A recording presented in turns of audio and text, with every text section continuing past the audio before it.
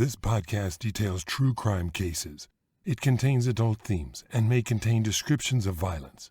It is not intended for children. Listener discretion is advised.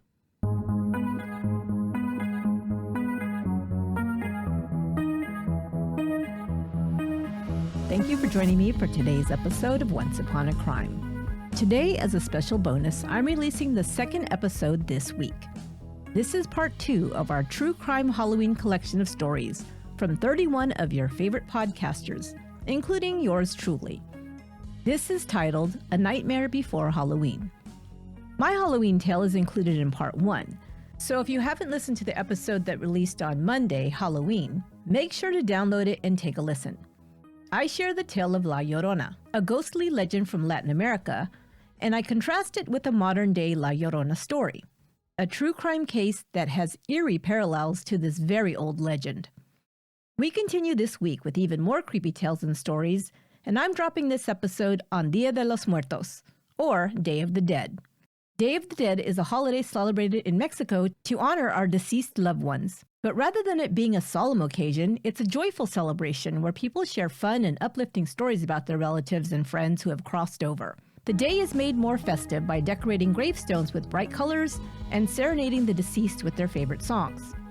Ofrendas, or altars, are sometimes constructed where photos of the deceased during their happiest times are displayed. Their favorite foods and beverages, as well as traditional candy sugar skulls, also decorate these altars. I've included some links in the show notes if you want to see what they look like.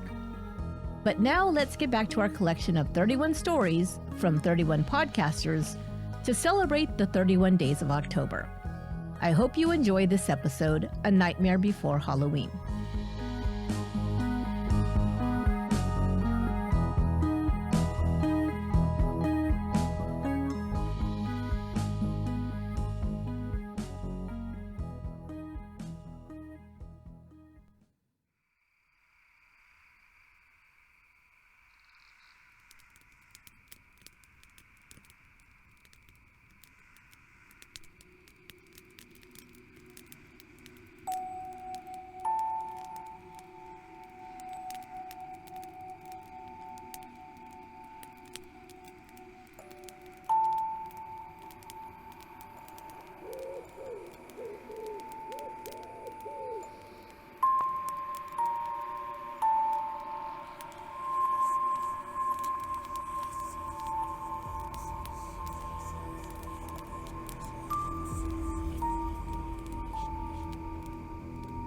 Hello, friend. I'm glad to see you weren't too spooked last time, and you've returned to the woods. Here, take your place next to the campfire. It's all ready for you. If you haven't listened to part 1 of this Halloween episode, I highly recommend that you do. We have 31 stories from 31 different crime podcasts. All the podcasts are listed in order of appearance, along with a link on where you can find them. I am your friend to guide you through the darkness, Shane Waters, from Foul Play Crime Series. Oh, my friend finally just showed up, by the way.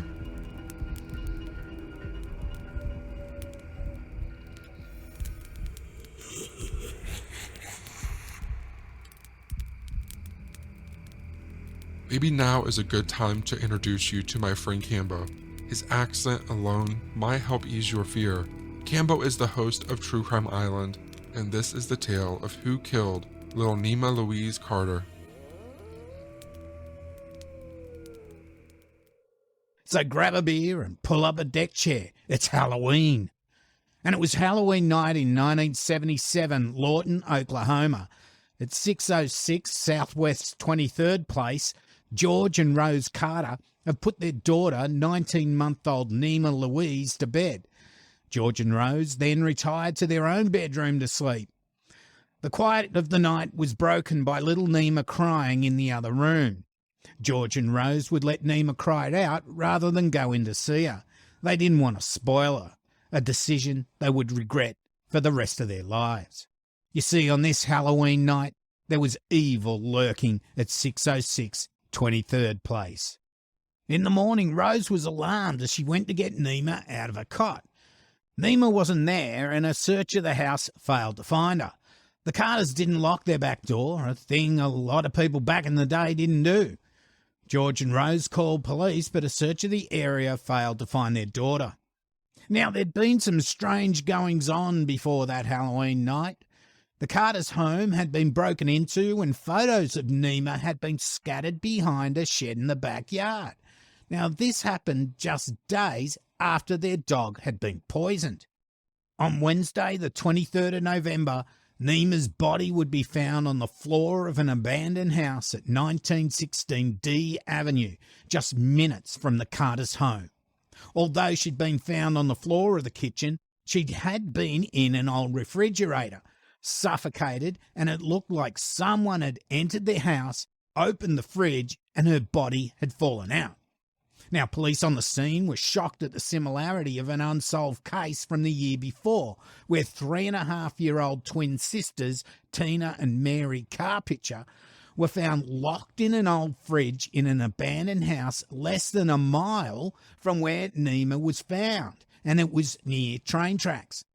Now, Mary suffocated, but Tina survived by being able to breathe some air from a worn seal on the door. Now, the twins had disappeared from their grandma's house on the 8th of April 1976 and found on the 10th. They'd both been beaten, bitten, and put in the fridge and left to die.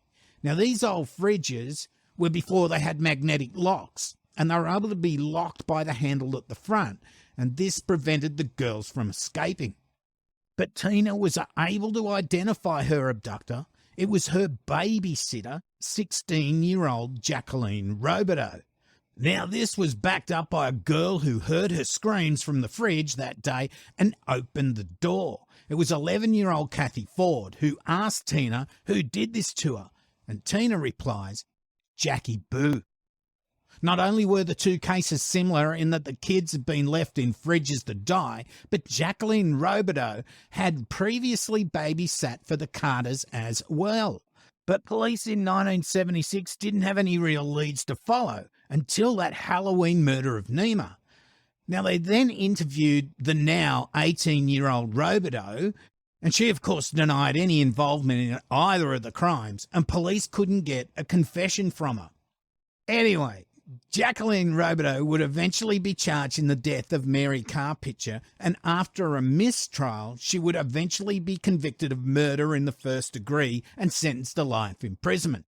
Now, Tina had testified that Jackie had entered their grandma's living room at 3 Northwest 28th Street, where they were watching the telly on the afternoon of April the 8th, 1976, and told them to come with her. They walked several blocks to the house where they were told to get into the refrigerator, and their Aunt Thomasina would come get them later and take them for ice cream. Now, what's also disturbing about this case was that a Mr. and Mrs. Craig that lived nearby saw Robideau walking near the house, and she had hold of the two little girls' arms by the wrists, and they were trying to pull loose. Now, Miss Craig said that afterwards they saw Robideau walking alone. Now, they also said she didn't report this to the police at the time because, I guess like other people, I didn't want to get involved. Jeez. Jacqueline Robideau would never be brought to justice for the Halloween murder of Nima Carter. Robideau would die in prison on the 26th of August 2005, aged 46. So, to my question at the start, who killed Nima Carter? Well, I think we can safely say Jacqueline Robideau did it. And she probably broke into the house and threw Nima's photos behind the shed, and I reckon she poisoned the dog as well. Why? Well, it looks like the Carters got a new babysitter and Robideau was pissed off. Robideau had spoken to a friend at the local Quickie Mart after George Carter had told her that they had another babysitter. Now, she said, "They told me that was my job." Well, if that's the way he wants it, so be it. A jealous rage or a psycho killer.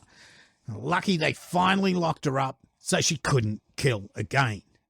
So I've been Cambo Ford from True Crime Island. Have a happy Halloween. Don't forget to lock your doors and make sure you delete your browser history. Good night. The accent helped, right? Based on a True Story is hosted by Dan. It's the podcast that compares your favorite Hollywood movies with history. You can take it from here, Dan. One of my favorite movies to watch around Halloween is 1992's The Crucible. That movie is actually based on a play by Arthur Miller, so it's not necessarily trying to tell something directly from history, but nevertheless, it tells the story of the Salem witch trials.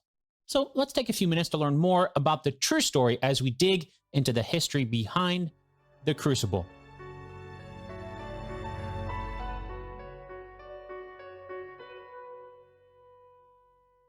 It's dark. Winona Ryder's character, a girl named Abigail Williams, wakes with a start. There's a girl in the bed with her, and with a little shake, Abigail wakes her up. Quietly, the two girls get out of bed and put pillows in their place. They carefully cover the pillows with blankets, so if anyone were to peek in at them, they would think that the two girls were still in bed. Then they sneak downstairs and out the side door. The camera cuts to another house, and we see more girls sneaking out of their homes as well. Then an overhead shot shows even more girls as they quietly make their way down the empty dirt streets of the town. If you pause the movie, you can see 12 girls at any one time on the screen. And speaking of pausing, let's pause the movie ourselves for a moment here because it doesn't give any sort of indication of time, date, or location. So before we continue further, let's turn to history to date what we're seeing here and give ourselves a geographical setting. All of this is happening in Salem, Massachusetts, on the east coast of the United States. That's about 15 miles or 24 kilometers to the north of Boston. The year is 1692.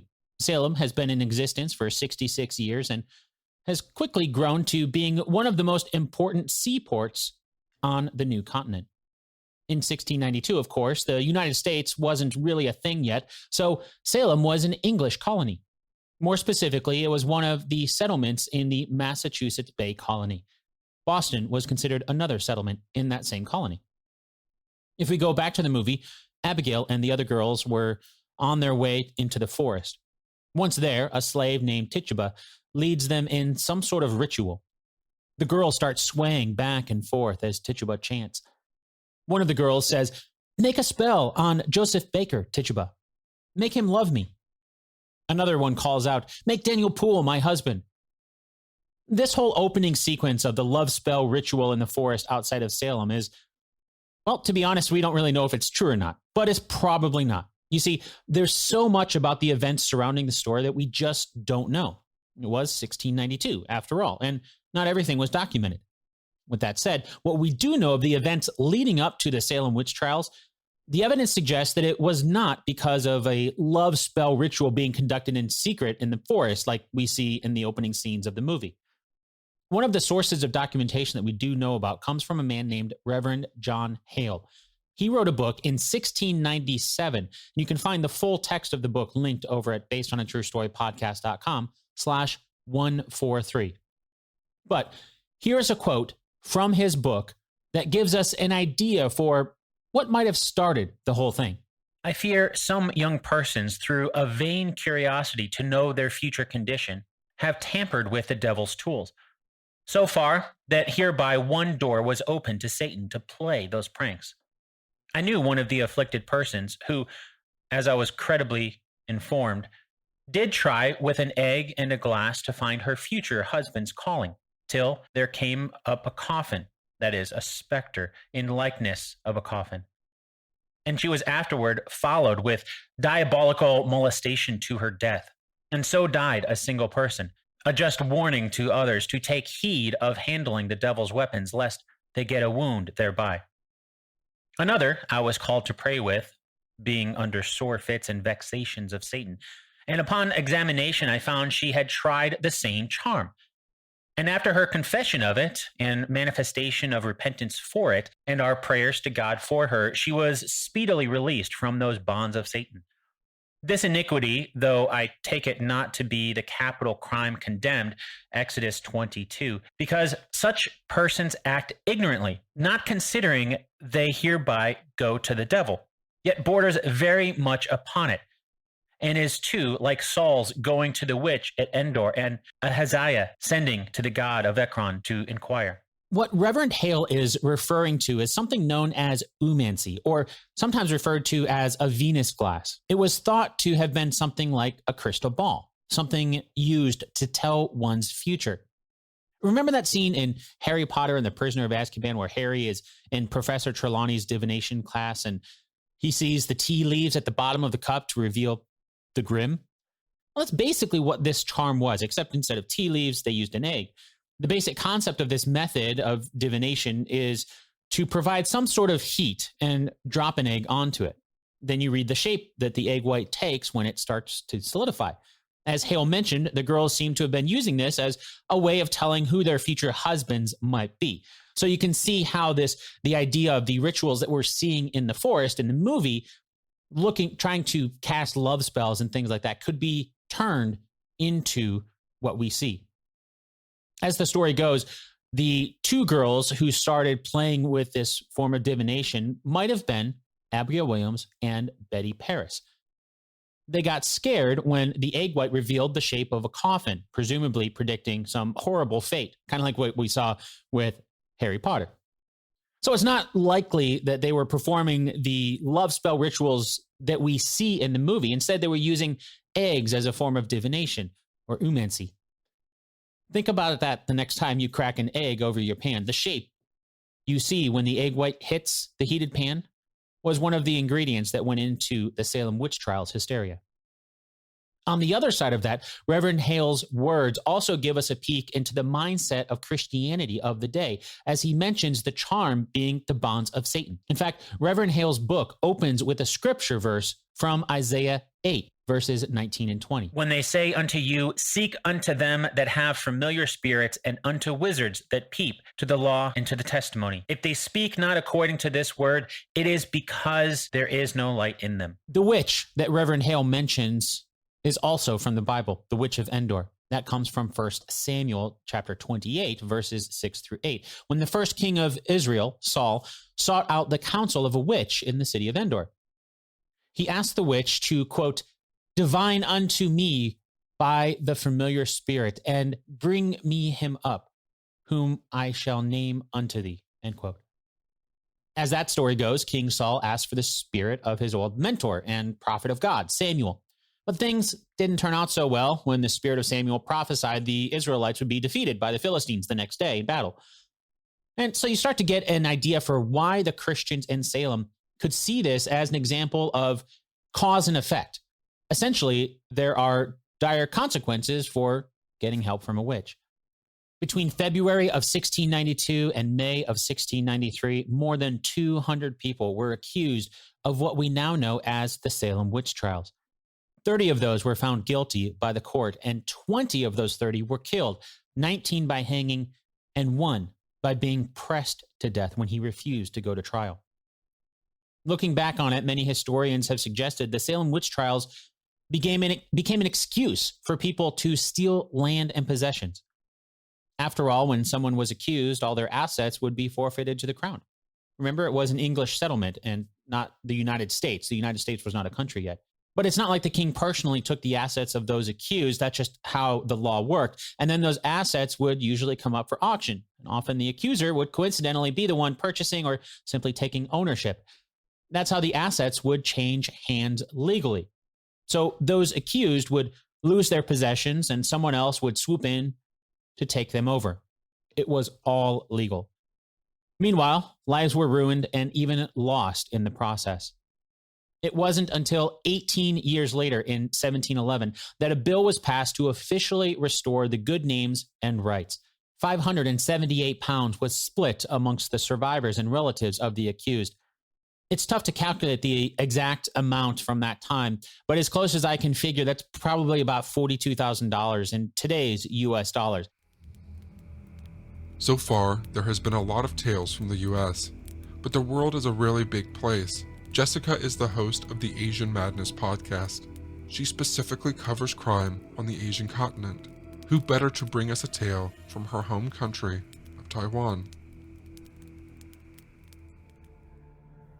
Many of you may not be familiar with Taiwan and what it's like, but just like any other place around the world, we have some specific spots that are said to be extra haunted. One of these places is a tunnel in Taipei City called Xinhai Tunnel. What's so special about this place? Well, for one thing, this tunnel is notorious for all the accidents that have taken place in and around it. Another reason is because the western entrance of the tunnel leads directly to the second municipal funeral parlor in Taipei City.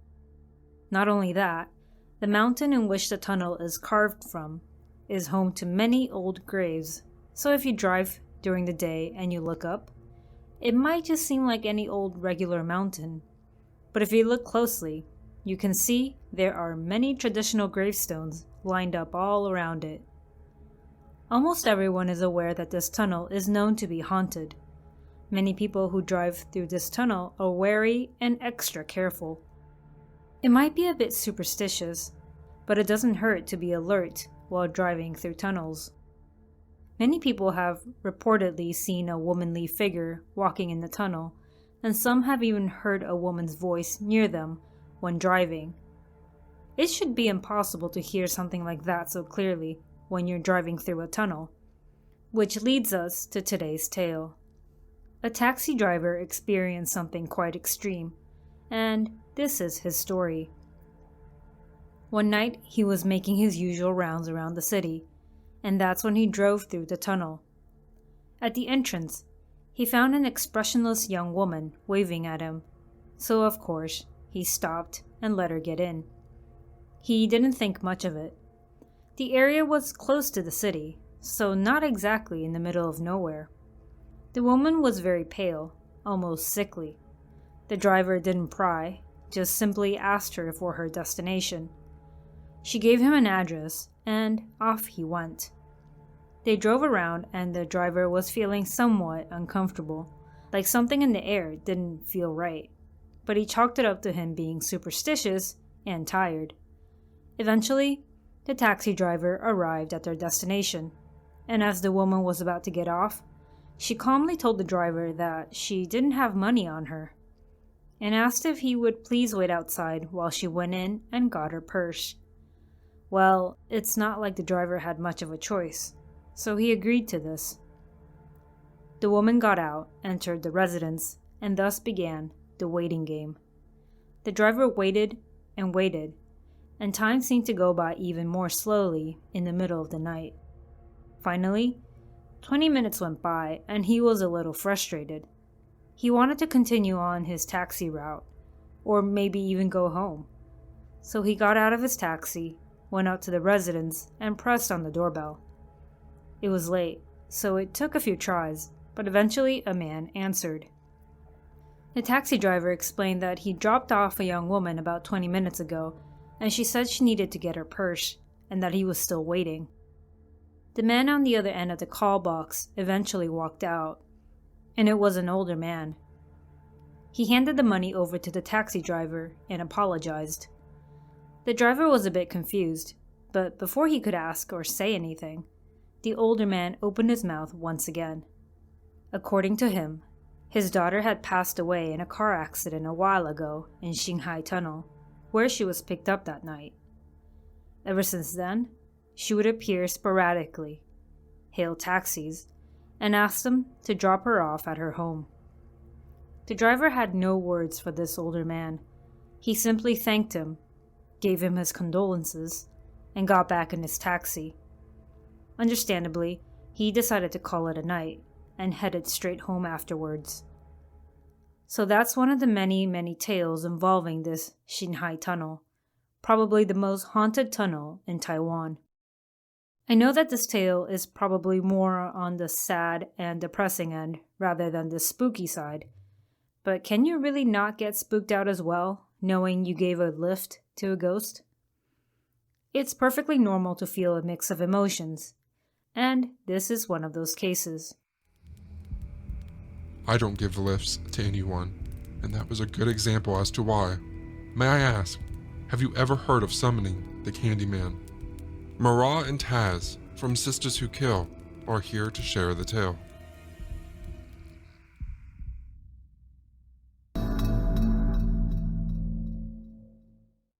Our players this week are the plantation owner, the murderer, and Daniel Rabitel, the Candyman.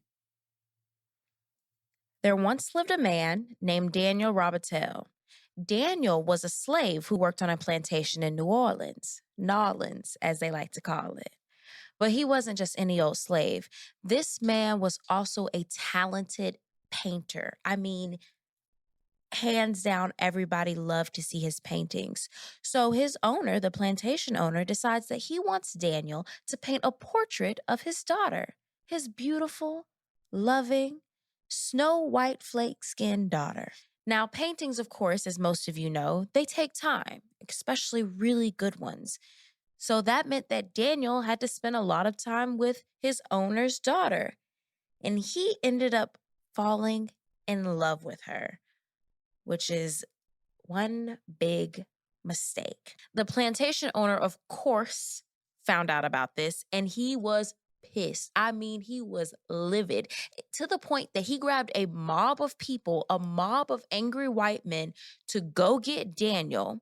The mob came and they were armed with pitchforks and they were ready to catch Daniel. They chased him through the fields and they finally caught him. And when they caught him, they were near an old barn. Daniel, he had been running and hiding and he was exhausted and he literally could not run anymore. The mob came up, they grabbed Daniel and they were all snarling at him with a snaggletooth self, and they took a rusty saw and they cut off Daniel's right hand, the hand that he was so famously known for painting these beautiful portraits, the hand of a slave that fell in love with his master's daughter. The next thing the mob did was go and find a whole bunch of honey. Don't ask me why these white folks had all this honey, but they did, and they doused Daniel's body in this honey and threw him in a beehive. They watched and they laughed and they snickered and they kept making Daniel stay in this beehive until the bees stung him to death. Now listen, the average person can safely tolerate 10 stings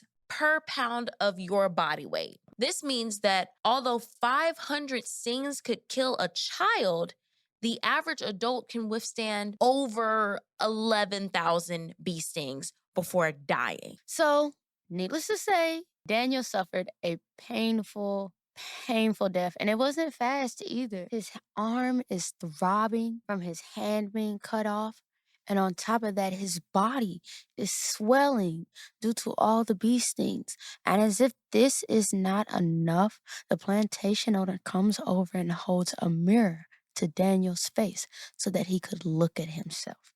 He mocks Daniel and says, "Bet my daughter won't like you no more." Bet that's the end of that. So Daniel was like, man, this is really messed up. They could have just killed me, but you gonna torture me to death? I bet. So before Daniel dies, he looks into the mirror and he whispers, "Candyman." Now this puts a curse on the plantation owner, the mob, and anybody else who dare speak his name. The plantation owner and the mob, they all end up dying in mysterious ways. Nobody was ever able to explain it. Due to the excruciatingly painful way that Daniel died, his spirit was never able to rest. Years after passing, his ghost rose from its grave. Daniel's ghost appears with a hook for a hand, dressed in a black trench coat with fur on the collar. Under his black trench coat is a hollowed-out chest cavity covered in honey and bees. Legend has it that those who have summoned the Candyman were killed with his hook, and if that didn't work, the swarm of bees would finish them off. If you decide that you want to talk to the Candyman, all you gotta do is say Candyman 5 times while looking into a mirror, and he will appear. Candyman. Candyman. Candyman. Candyman. Nah, y'all got it. All right, y'all, we have a part of our show called Well, I'm not black. I'm OJ. I Ain't Do It, but if I did, this is how I would have got away with it. I ain't do Halloween last year, but if I did, I would have been Reggie from Rocket Power. I ain't do it, but if I did, I would have dressed up like Josephine Baker. But you know, like a lot of people dress up as Josephine Baker because she is a vaudeville performer that is very famous. But when a lot of people do it, they ended up doing blackface. So we have a couple minutes left and we're going to tell you guys why doing blackface for Halloween is a horrible thing. Blackface is inappropriate anytime, but people like to think that they can get away with it because it's Halloween and you're supposed to dress up as something. But there's like an actual history behind blackface and why it's demeaning. It's not even just blackface, it's cultural appropriation in all types, but like blackface has been frowned on since black minstrel shows of the 18th and 19th century. Like, this is a long history of demeaning behavior that you can't just excuse with the date of a holiday. Right. So blackface actually first showed up in American theater. And fun fact, it is the only form of theater that is original to America. Everything else was made or originated outside of this country. And it is made by actors burning cork. And later they used shoe polish to paint their faces black so that they could play these stereotypes of what they thought Black people were, to pass on the ideas that Black people that were from the South were lazy, ignorant, superstitious, hypersexual, meant to only be mammies or pickaninnies. And they did this by also playing music, song, and dance. They did this not only by creating stereotypes about Black people, but they also tried to give this illusion because blackface, the art of blackface, started way before the Civil War, but so they were giving this illusion through art and propaganda that slaves on the plantation were happy. They're singing and dancing and shucking and driving and eating watermelons, so they must be having a good time. That's why slavery is a good thing. Blackface was something that started off in vaudeville shows and then made its way to the Great White Way, known as Broadway. From there, it was the most popular form of entertainment, to the point where Black performers that may have worked the vaudeville circuit, they ended up having to cork up. Corking up is basically when you burn the cork and you paint your face black. Famous Black performers had to cork up at that time because that was the only way that they would be able to perform, because that was the only way that white people would accept entertainment from a Black performer. That was the only way that they would accept any type of Black media. So when you guys are picking out your Halloween costumes this year, not saying that you can't be somebody outside your race, but you don't have to darken your skin to do it. You can be Wakanda if you want to. Just don't paint your skin black, right? Like, I seen some white boys dress up as the Migos, and it was one of the best costumes. And they were still white boys. And still white boys. I know exactly who they were. There's a way to do it. Also, do not dress up as people's culture. People's culture are not a costume. Do not put on headdresses and all that stuff. They have a meaning. They have a purpose. And it's not for you to get voted best dressed at a party. All right? Thanks. So until next time, happy Halloween.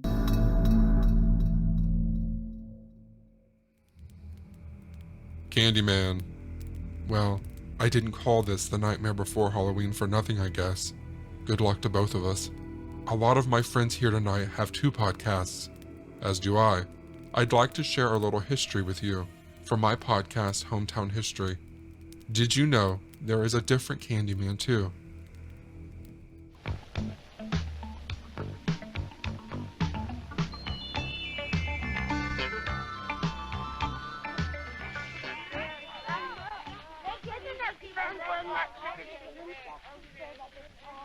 Halloween is really a special time, isn't it? Especially for me. You can see why if you know who I am. Look up a little. That's me, a jack-o'-lantern.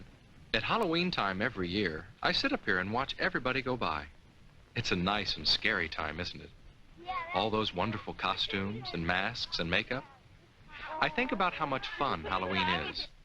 I also worry a little bit about the things that can spoil the fun of Halloween.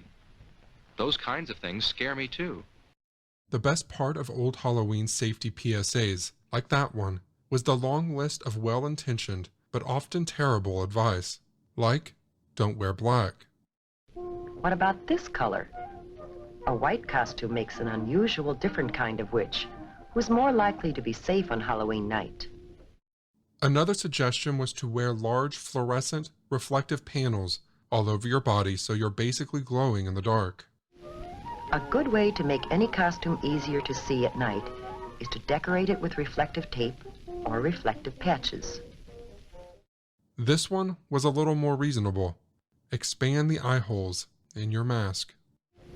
Now, how about the mask? Any problem with it? Do you remember how hard it was to see out through those little eye holes? To be safe at night, you have to be able to see clearly as well as be seen. We can improve the mask by cutting larger holes to look out of. Or, if you want to have even less fun, there is an even safer way. You can simply not wear a mask. But as every 80s or 90s kid knows, the greatest threat was always the candy. You see, some people think it's fun to play tricks with your treats. Watch out for candy wrappers that have been torn or punctured. That might be a sign of tampering. There might be things in the candy. So break open candy bars before you eat them. Cut fruit into pieces before you eat it, just in case something's been stuck in it. Watch out for things that look like candy, but might be medicines or drugs, or even poisons. Don't eat anything that doesn't look right. If it looks funny, it might not be so funny if you ate it. Treats are so much fun to collect. It'd be awful to have them spoil your Halloween fun by making you sick. Corey's treats won't make her sick, and I hope yours won't make you sick either. This idea that strangers were trying to poison you was everywhere when we were kids. Every kid in America heard this warning every single Halloween. And if people gave you fruit or cookies or unwrapped candy, your parents probably made you throw it away. The irony of all this hysteria and fear was that it came back to one case in Texas where a man named Ronald Clark O'Brien used a giant pixie stick to poison his own son. O'Brien laced 5 of these pixie sticks with potassium cyanide and handed them out on Halloween night. He gave 2 of them to his children, Timothy and Elizabeth, on whom he had recently taken out life insurance policies. In order to disguise the source of the poisoned candy, O'Brien gave 2 more pixie sticks to his neighbor's kids. He gave the 5th to a 10-year-old from his church. Fortunately, 4 of the children were not in the mood for pixie sticks. Unfortunately, Timothy O'Brien's 8-year-old son did eat his and died on the way to the hospital later that night. This next clip is from live coverage from the courthouse during O'Brien's murder trial in 1975. Most of today's testimony came from Jimmy Bates, a close friend of the O'Brien family. Bates said that before Halloween, O'Brien asked if he could bring his children over to trick-or-treat with the Bates children on Halloween night. Both families ate dinner together, and then the fathers took the children trick-or-treating. Bates said O'Brien went to one house where no one appeared to be home, and after the children had scampered ahead to the next house, O'Brien came off the front porch carrying the pixie sticks. He gave the pixie sticks to the children and then later took them back and said he wanted to stop at his car for a moment. Bates said when O'Brien came back into the Bates house, he returned the pixie sticks to the children. Later that night, Timothy O'Brien died from eating a poisoned pixie stick. O'Brien was found guilty of capital murder and sentenced to death by electrocution. He was executed by lethal injection 9 years later on March 31st, 1984, in the middle of the night. In the words of the prison chaplain, the most despised person ever escorted into the death house was Ronald Clark O'Brien, a short, puffy man who had been absolutely friendless during the 8.5 years he'd been in prison. In the week before he was scheduled to be executed, in fact, inmates at the walls had even petitioned to be allowed some manner of organized demonstrations to show their disdain for the former optician who had been convicted of murdering his 8-year-old son. Even if you've never heard this story before, you probably know O'Brien's nickname. They called him the Candyman. Obviously, this is an extreme story involving a heinous crime, but there's a lesson in it, even for those of us who are not planning to poison a family member this Halloween. Personal relationships matter. If the people closest to you are not trying to kill you, it is likely no one will. We often have this idea in life that we have to make everyone happy. We have to make everyone like us. In reality, we just have to be kind and faithful to the people in our inner circles and in our neighborhoods. And if we do that, chances are extremely good that no one will die. Over 90% of homicides are committed by people we know, and of all violent crimes, homicide is the least likely to be committed by a stranger. If you lose your job, your money, your status, but all your most important relationships are healthy, you're probably going to be okay. So this Halloween season, I'd encourage you again to invest in the things that matter. I'd also like to encourage you to wear black and a mask if you'd like. and to not ruin your costume with reflective panels or cut your candy bars into little pieces before you eat them. If you can do all that, then you won't have to worry about scary, real things happening on Halloween, right? Right.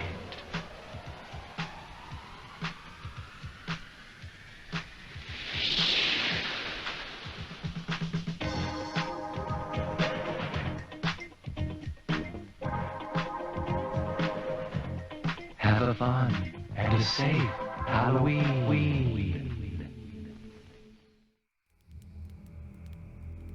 History can be spooky sometimes too, right? Do you enjoy coffee? How about true crime? Well, Maggie and Allison cover lesser-known cases, and they like their coffee hot and cases cold on the Coffee and Cases podcast. Hey there, this is Esther from Once Upon a Crime. A big thank you to all our new YouTube subscribers. If you like what you're seeing, make sure to tell a friend and share the true crime stories. Another way to support our show and keep getting Once Upon a Crime on YouTube is to buy me a coffee. Click on the link in the description box below to donate a couple of bucks to the show. Any amount is appreciated. You will have my undying gratitude. Thanks. The setting for our case this week, Maggie, is New York. The towns of Cheektowaga and Depew, New York, to be exact. On the evening of Saturday, October 30th, 1982. 18-year-old James Adamski had on his costume. He was going for what he called the American Gigolo look. The Richard Gere film had just come out 2 years earlier, and I'm sure James, this 18-year-old, was loving the idea of going as a young man looking for a sugar mama. Oh, I'm sure. I'm positive. Now, Maggie, this was a different time since it wasn't until 1988 that all states in the U.S. had raised their drinking age to 21.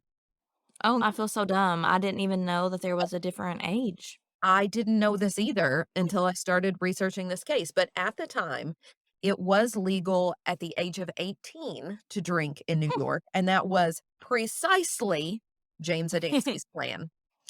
He was heading from his home on View Court in Cheektowaga to the 5 and 23 bar at the corner of Transit Road and Walden Avenue in Depew.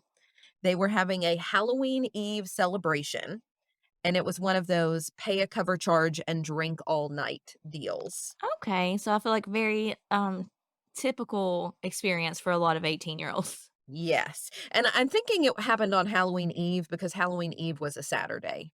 Oh, yeah. And Halloween was on a Sunday. Before making the 2-mile walk from his home to the bar, he let his parents know he'd be home later. And then, when passing by his 8-year-old younger brother, Andy, already in his costume and ready to go get as much candy as humanly possible, James kissed his little brother on the forehead and said, "Have a good time trick-or-treating, kid," as he strode out the door. Aww. I know. I can imagine like a little ruffling of the hair. Yeah, me too. Happening. At the bar that night, like most 18-year-olds I'm sure would, James made the most of the all-you-can-drink, and by most accounts was quite inebriated by the end of the night. Yeah, again, as most 18-year-old people would be. Yes. While James was a happy-go-lucky, thoughtful guy, he did get into an argument that evening with some other patrons at the bar, but it luckily quickly de-escalated before anything got out of hand or got physical or anything like that.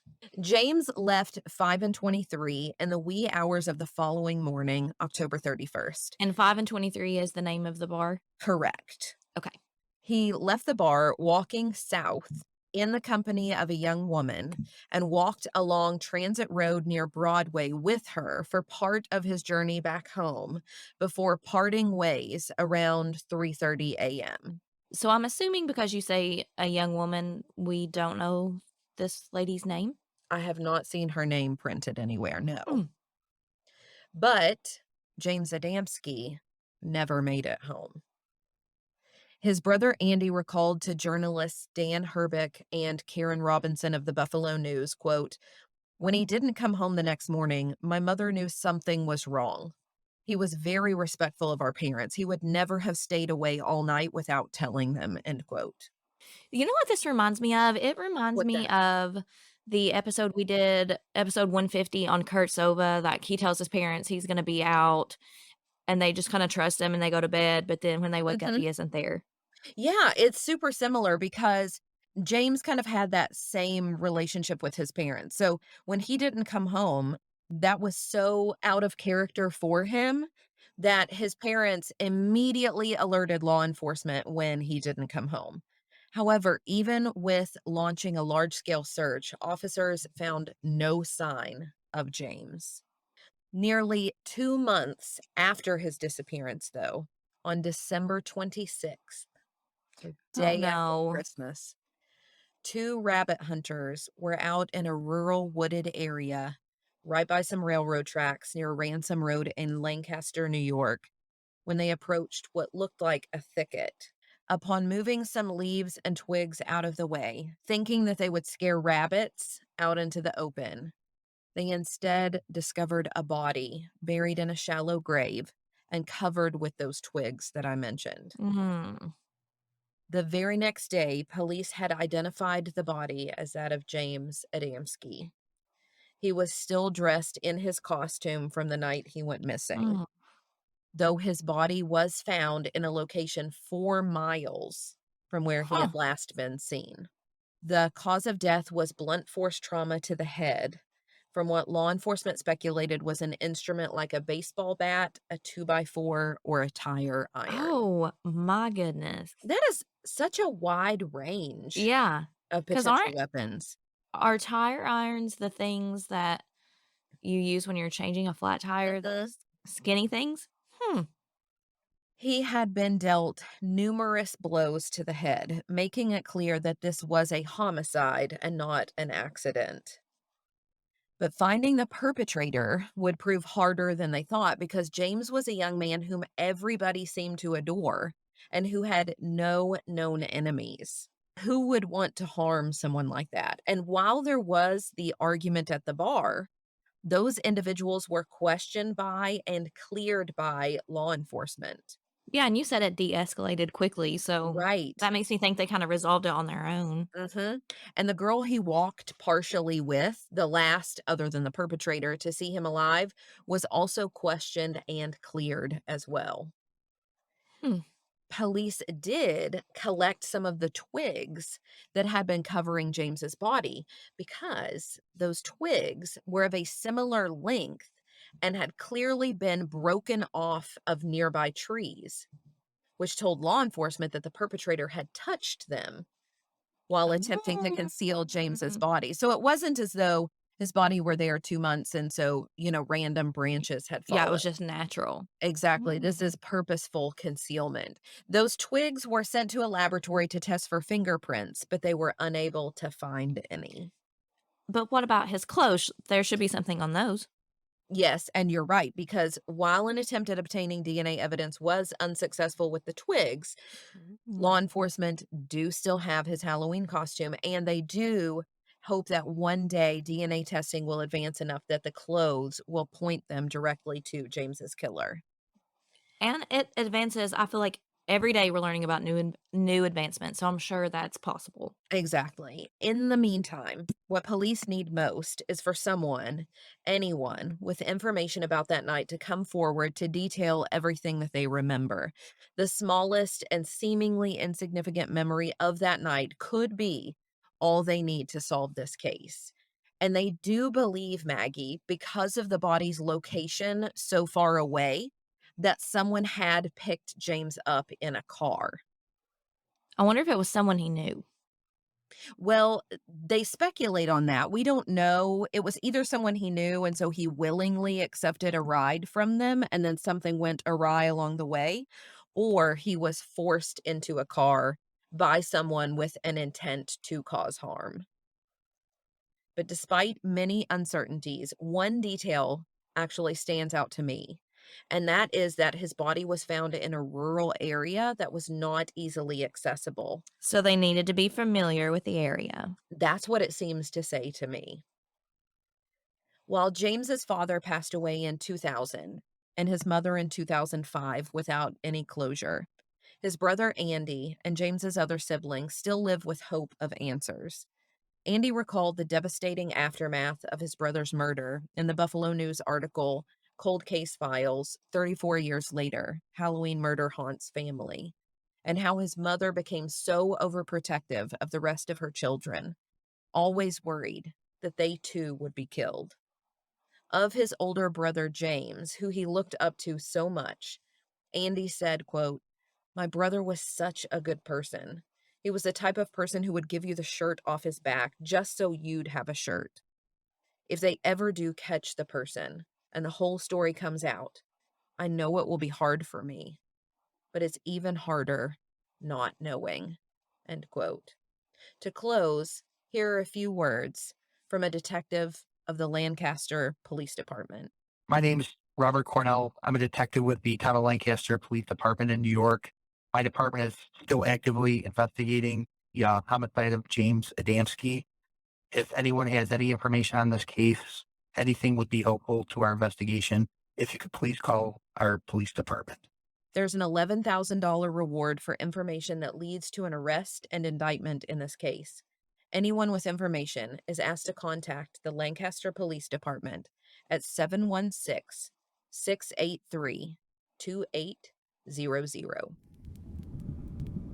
You could buy a lot of candy for $11,000.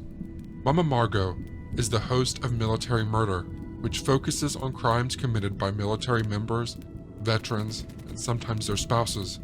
Don't worry, you don't have to have knowledge about the military to listen. Now, let's jump into this true spooky tale. In 1993, an Army sergeant named Stephen was notified that his wife was in the hospital. At the hospital, his wife confessed that she was pregnant. Stephen was like, "Wait, I had a vasectomy. How can that be?" The wifey eventually confessed that she had an affair. Stephen pressed his wife to learn who she had an affair with. The wife wouldn't give him much information, except to say the person's rank, which was specialist. And once she told her husband that the guy she was cheating on him with was a specialist, he didn't even bother waiting around for the name because Stephen knew exactly who it was. It was his best friend. So Stephen then marched his pissed off self off to the military base, and there he began to hunt for his wife's lover. Mind you, the wife had asked Stephen for a divorce, and even though he was hesitant at first, he had finally said yes before this incident. Fast forward to the military installation, which happens to be in Germany, and Stephen is looking for his ex-best friend. He finds the specialist. The specialist's name is Greg, and Greg is in a phone booth. The phone booth is in front of the dining facility during dinner time, so there are plenty of people around. Greg doesn't see Steve coming, and in fact, he's on the phone with Stephen's wife. Eventually, he sees Stephen and he tells the woman, "Your husband is here," and then the call goes dead. At the phone booth, Stephen and Greg are fighting to the death. Then, all of a sudden, Greg collapses. A circle of onlookers gather around. It looks like Stephen is whooping on Greg because Greg is just laying there while Stephen keeps punching him. But Steve isn't punching him. He's actually stabbing him. Greg is laying there motionless, and people are watching. And then Steve starts to make some sort of chopping motions with what eventually turns out to be a knife. He gets up and starts kicking Greg repeatedly on the head until the head physically detaches from the body. Everyone is now watching in horror. They are probably hiding now as Stephen picks up the man's head. He scoffs and says aloud, "That's what you get for being an adulterer." Then Stephen drives off with Greg's head in tow. Minutes later, there is a commotion at the hospital. A blood-soaked Stephen walks into his wife's hospital room and grabs something from his bag. It's Greg's head. He places it down next to her and forces her to look at it. And then he says, "Now you can picture this for the rest of your life." Stephen was immediately arrested, and it wasn't hard to prove he did it. There were dozens of eyewitnesses after all. And Stephen confessed to the doctors in the hospital. Months later, at his military court-martial, also known as a trial, he put on the good soldier defense, evidence that he was the best thing since sliced bread, and he had never, ever done anything wrong in his life. Ultimately, Stephen was convicted of killing Greg and was sentenced to life in prison. But the Army general in charge of this court-martial ended up reducing Stephen's sentence to 30 years. Needless to say, this former soldier served less than 30 years due to good time and was released. Crazy story, right? Bet you thought it was an urban legend, but it's not. I don't even have a comment for that story. I'll just leave it. My friends at the Dystopian Simulation Radio are here to share an underwater nightmare that takes place on the floor of a cave that has taken several lives in its time. In 1996, expert cave diver Nuno Gomes of New York City was awarded a Guinness World Record for the deepest dive in Bushman's Hole, a cave in South Africa. Gomes descended over 270 meters down to the depths of the cave, where it took only 14 minutes to plunge into the darkest depths of what the locals call Bosman's Hat, where he spent just 4 minutes at the bottom in an expedition that took a total of 12 plus hours to complete. The lengthy stint factored in a decompression schedule to stave off the bends, a painful decompression sickness that can cause pain, paralysis, and death if a diver ascends too quickly. Nuno Gomes made it out from the deepest depths of the Bushman's Cave with his life intact. But the same could not be said for those before and after him. Boseman Ghat claimed the life of Eben Linden in 1993 after Leyden passed out descending 60 meters. The cave also took the life of DeAndrea, who was only 20 years old when he blacked out in the Bushman's Cave while doing an air dive. He died at around 70 meters, his body sinking 270 meters to the bottom, where it would remain for a decade. David Shaw was a technical diver, pilot, father and husband, and lover of all things extreme. His wife, Anne, knew that there was always a risk that Dave may not return from his adventures, but knew how passionate he was about his endeavors, and had never dreamed of denying him of them. David had some close calls in the past, but he always believed that God was watching over him. He was constantly testing his limits and pushing the boundaries to see how far he could go. David began scuba diving in his early 40s. He enjoyed it right away, but it wasn't challenging enough, and soon he began pursuing more technical dives. This is where Dave became interested in cave diving. In order to dive deeper for longer, divers use rebreathers, a specialist diving apparatus that recycles the air. David Shaw purchased his own rebreather, but felt limited by what the equipment had to offer, so he made some edits of his own that would allow him to descend even deeper. Dave had always been interested in exploring untouched pockets of the earth, of which few remain, and he believed cave diving offered unexplored territory that he could be the first to see. Bushman's Hole, a submerged freshwater cave in Northern Cape, South Africa, west of Johannesburg, called Dave's name. And on October 28, 2004, he completed a record-breaking dive of 270 meters. To enter the cave, a diver must first climb down rocks before connecting with the water below, and descend into a narrow tube that widens as it goes deeper. The main part of the cave is around 60 meters down, and a rope attached to the ceiling of the main cave guides the diver through the cavernous black abyss. Without the rope, a diver would find themselves disorientated, with nothing but darkness in every direction. Divers carry powerful lights for this reason, strong white beams cutting through the void, alerting other divers on the mission of their presence. When David resurfaced, he said he had spotted the body of DeAndrea, whose body had been suspended 270 meters down in the cave for an entire decade. David described turning his head to the left while on the cave floor, where he found himself face to face with DeAndrea, his face still covered with a mask. Dave added that at that depth, he struggled to breathe and knew he had to resurface. David Shaw felt compelled to retrieve DeAndrea's body. Not only had he seen it during his dive, the image of which had played on his mind since resurfacing, but he had even experienced a premonition of finding Dion's body in a dream he had just a couple of days before the dive. David, a father himself, went to DeAndrea's parents and told them of his plans to retrieve their son's body. They were ecstatic at the news and had always wanted their son's remains back on dry land so they could honor his memory and lay him to rest. Dion's body had been in the cave for so long that it was assumed that his remains would be skeletal. To prevent the bones from slipping out of his diving suit and dispersing in all directions, it was agreed David would carefully put the remains into a customized body bag that he would take down with him. At that depth, David Shaw would have a maximum of 5 minutes to load Dion's skeletal remains into the bag.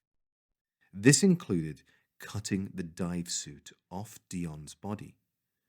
Always pushing the limits, David decided that he wanted to salvage Dion's equipment, which was lodged on the cave floor.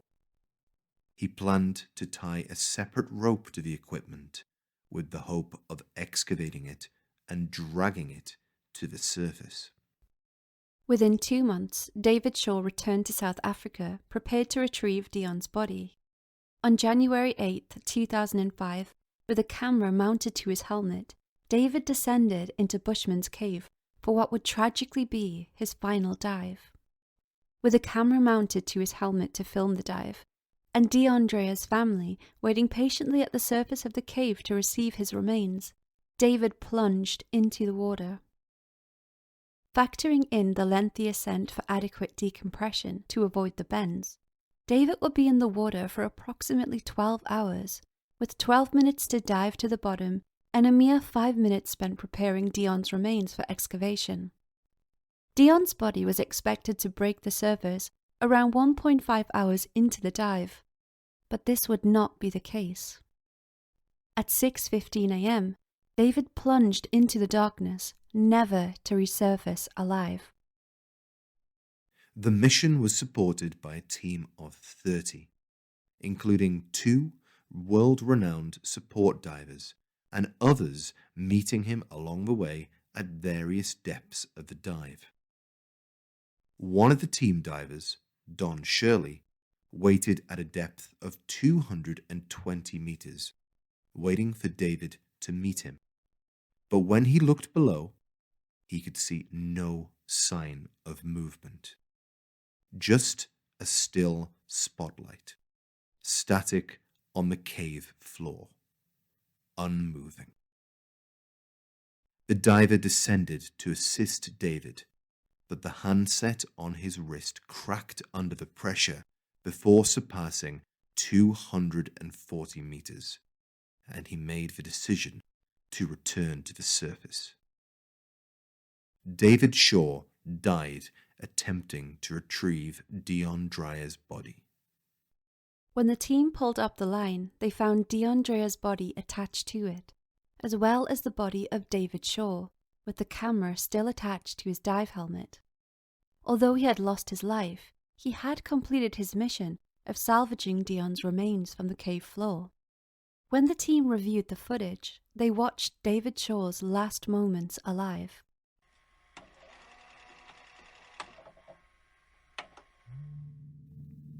The video showed David Shaw on the cave floor, his hands pale white in front of him, pulling out the body bag.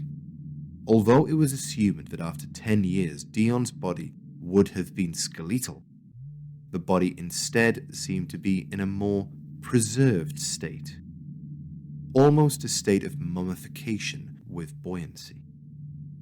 Dion's body unexpectedly floated up before David, making the task of getting it into the body bag more difficult.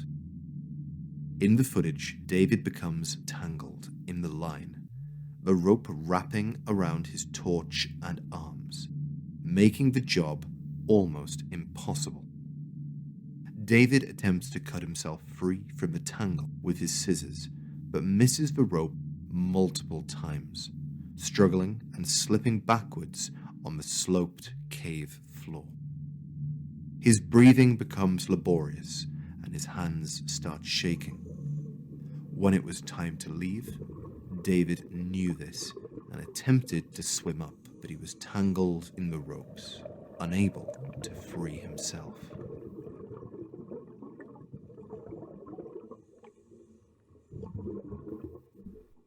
The increased breathing caused by David's struggle produced significantly more CO2, eventually depriving him of oxygen and causing him to drift off, his light still hanging as he floated unconscious. The final scene of David's life showed his hands, motionless. The line he failed to cut wound loosely between his fingers. Despite meticulous planning, David died alone on the cave floor, his teammates helpless and unable to save him, forced to look down at his light, unmoving and still.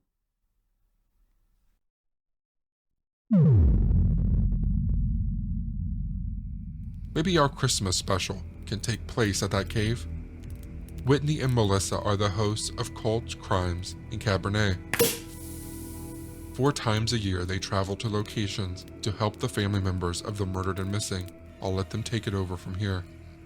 Mount Pleasant, Michigan is a city located in the heart of the state. If you need a visual and are aware of how Michigan looks like a mitten, Mount Pleasant is right smack dab in the center of the palm. It has a population of just under 22,000. The main campus of Central Michigan University calls Mount Pleasant home. It is truly a college town, as when school is in session, the population almost doubles in size. Mount Pleasant is also home to the Christ Community Fellowship. This is a very small church, so small that the congregation was of about 14 people at its height. It was led by Pastor John D. White, who came with a past. White was a veteran of the Navy and also had worked as a long-haul truck driver in his early years. Before becoming head of the fellowship, he lived in Battle Creek, Michigan, which is a little over 100 miles south of Mount Pleasant. In 1980 is where our first report of violent behavior really begins. White was 22 years old when he invited his 17-year-old neighbor, Teresa Etherton, over to show her his stock car racetrack setup. Teresa walked down into the basement where White attacked her and stabbed her 15 times before choking her. Teresa remembers White's hands around her neck and saying, quote, "You're going to go now. I'm really sorry you had to go like this, but what the f***? You're just a woman." Teresa is obviously a badass and survived the attack, and White was arrested after Teresa reported him to police. He pled no contest, and in 1981, he was sent to prison for 10 years. After being incarcerated for 2 years, he appealed and was released. Teresa did not hear of his release until one day, while standing in line at a store, she heard his chilling voice and turned around to see White smiling at her. This was the first time the justice system failed a victim of John White's, while leaving him free to hurt more people. There is a gap in White's criminal history after he was released in the mid-'80s. He wasn't connected with any crimes until July of 1994. White had gotten married, had 1 kid with 1 on the way, and they were living near Kalamazoo, Michigan at the time. White was working maintenance at a textile facility where he met a 26-year-old woman named Vicky Sue Wall. The two struck up an affair, and the evening of July 11th, 1994, surveillance footage confirmed that the two met in the Meijer grocery store on Gull Road. Vicky got into the black pickup truck with John at around 3 a.m., and the two left the lot, and Vicky was not seen again. She was reported missing, and police would call White in for questioning. He told the police that the two were having an affair, that they did meet at the Meijer's parking lot, and that he returned her to her home later. There was no evidence to hold him on any charges, so he was free to go after questioning. White checked himself into the Kalamazoo Regional Psychiatric Hospital not long after Vicky went missing. 6 weeks after Vicky was last seen alive, her body was found just 2 miles away from that Meijer's grocery store.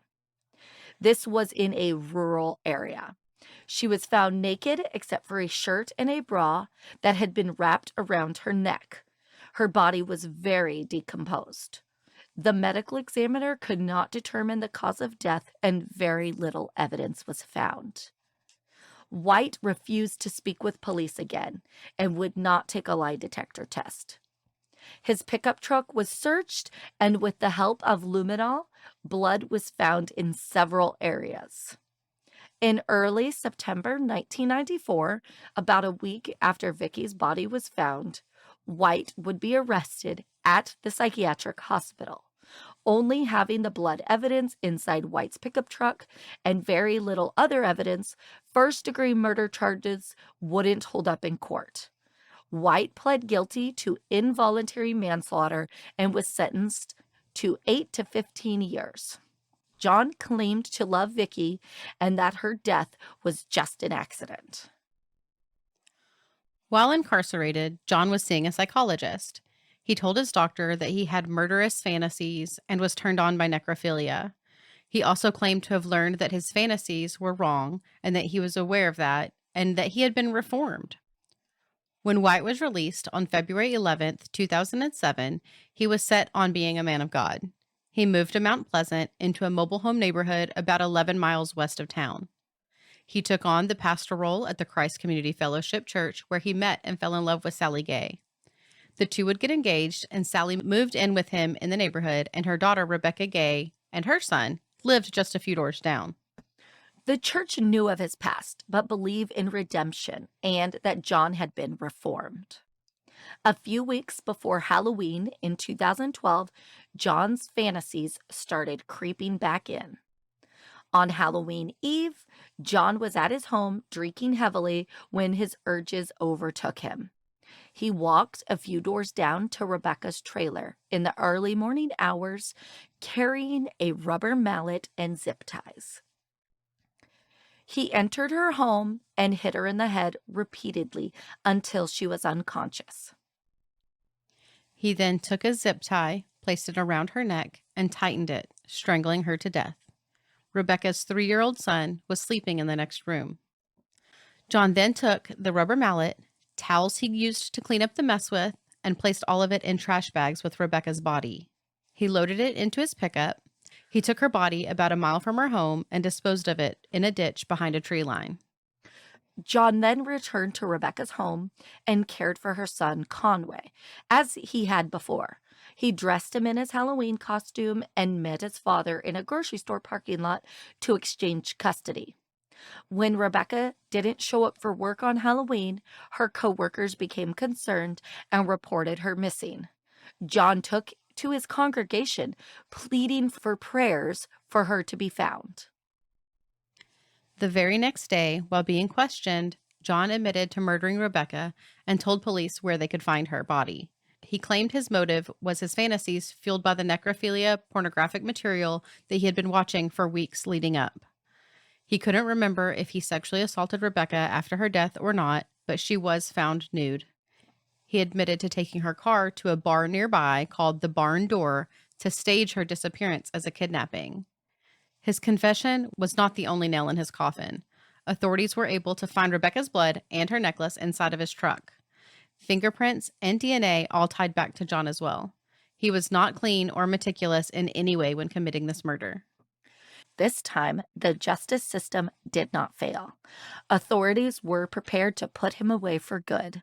In April of 2013, White was sentenced to 56 years in prison. At the time, he was 55 years old. John only lasted a few months in prison, and on August 28th of 2013, he was found hanging in his prison cell from self-inflicted asphyxiation. Revival attempts were made, but unsuccessful. Do you think Whitney and Melissa give listeners free Cabernet? We should find out. My friend Emily is coming to the campfire next. Her podcast is Morbidology, where she covers a new crime case each week, taking an in-depth look at any systemic failures that may have had a part to play in the crime. Now let's travel back in time to August of 1992 to Baton Rouge, Louisiana, where our crime takes place. Yoshihiro Hattori was a 16-year-old Japanese exchange student who moved in with the Haymaker family. He was affectionately known by his friends and family as Yoshi. Yoshi was the third exchange student that the Haymakers had hosted, and the second from Japan. Yoshi settled in perfectly. He enjoyed fishing with the family, and he always made sure to help out with his share of the chores. Brian Haymaker stated, he was throwing his heart into everything. He was making friends. He was adventurous. He was having trouble with English, but he was going on anyway. When Yoshi came to America, he was enrolled at McKinley High School, where he was known as a fun-loving and conscientious student who almost always had a smile on his face. His classmates said that he could always make them laugh, especially when he randomly broke into a Western dance step. As his friend Mandolin Fawn said, no matter who was rude to him, no matter what happened, he always had a smile on his face. In fall of 1992, Halloween was fast approaching, and Yoshi could hardly wait for his first Halloween in the United States. He and Webb, who was the teenage son of the Haymakers, had been invited to a Halloween party, which was being held on the 17th of October. Yoshi had already picked out the perfect costume for somebody who was known for their impromptu dances. He was dressing up as John Travolta in Saturday Night Fever, donning a tuxedo and white jacket, and topped off with some jewelry around his neck. Webb wasn't as excited as Yoshi, and he opted out of wearing a costume that night. The Halloween party was being held at the host family of another Japanese exchange student. The purpose of the Halloween party was for exchange students to get to know other exchange students, so that they could share their experiences and make new friends. When Yoshi and Webb arrived in the neighborhood, they went up to 10311 East Brookside Drive. The home was adorned with all the Halloween decorations one would expect for a Halloween party. But Yoshi and Webb were unfortunately at the wrong home. They had transposed 2 numbers in the address of the home where the party was being held, and ended up at 10311 instead of 10131. The house belonged to Rodney Pierce and his wife Bonnie. Yoshi and Webb approached the front doorstep and knocked on the door. Bonnie opened it up, screamed, and then slammed it closed. She hollered to Rodney to go and get his gun. When Yoshi and Webb realized that they must have been at the wrong home, they turned around to walk back towards their car in pursuit of the correct home. As they were standing on the footpath outside the home, trying to figure out their next move, Rodney appeared at the door beside the carport. He was armed with a .44 Magnum revolver. He shouted at the teenagers to freeze, but Yoshi, who was just learning English, didn't understand what this command meant. Yoshi shouted out, "We're here for the party," as he proceeded to walk towards Rodney. While it isn't known for sure, there's every chance that Yoshi thought that the gun was a prop, part of the Halloween party. When Yoshi didn't freeze, Rodney fired his gun point blank at him, before running back inside. Yoshi crumbled to the ground as Webb ran to the home next door, screaming for help. The neighbour, Stanley Lucky, immediately called an ambulance and then bolted outside to try and assist Yoshi, who lay critically injured outside Rodney's home. Neither Rodney nor his wife offered any assistance. They stood inside their home, peering out the window, even shouting at Stanley to go away when he came to help Yoshi. Webb and Stanley attempted to comfort Yoshi, who was bleeding heavily. They held his hand as he sobbed. Both Rodney and Bonnie stayed inside their home until police descended on the scene. Yoshi was bundled into an ambulance, but tragically, he died en route to hospital. He had been shot once in the chest. The bullet had perforated his left lung and then exited out his back. As news of the senseless shooting swept across the city like wildfire, many people were left wondering how something so tragic could have transpired. Holly Haymaker, whose family was hosting Yoshi, said that if Rodney had in fact shouted "freeze" at Yoshi, he wouldn't have understood what it meant. As Holly said, Yoshi struggled with English.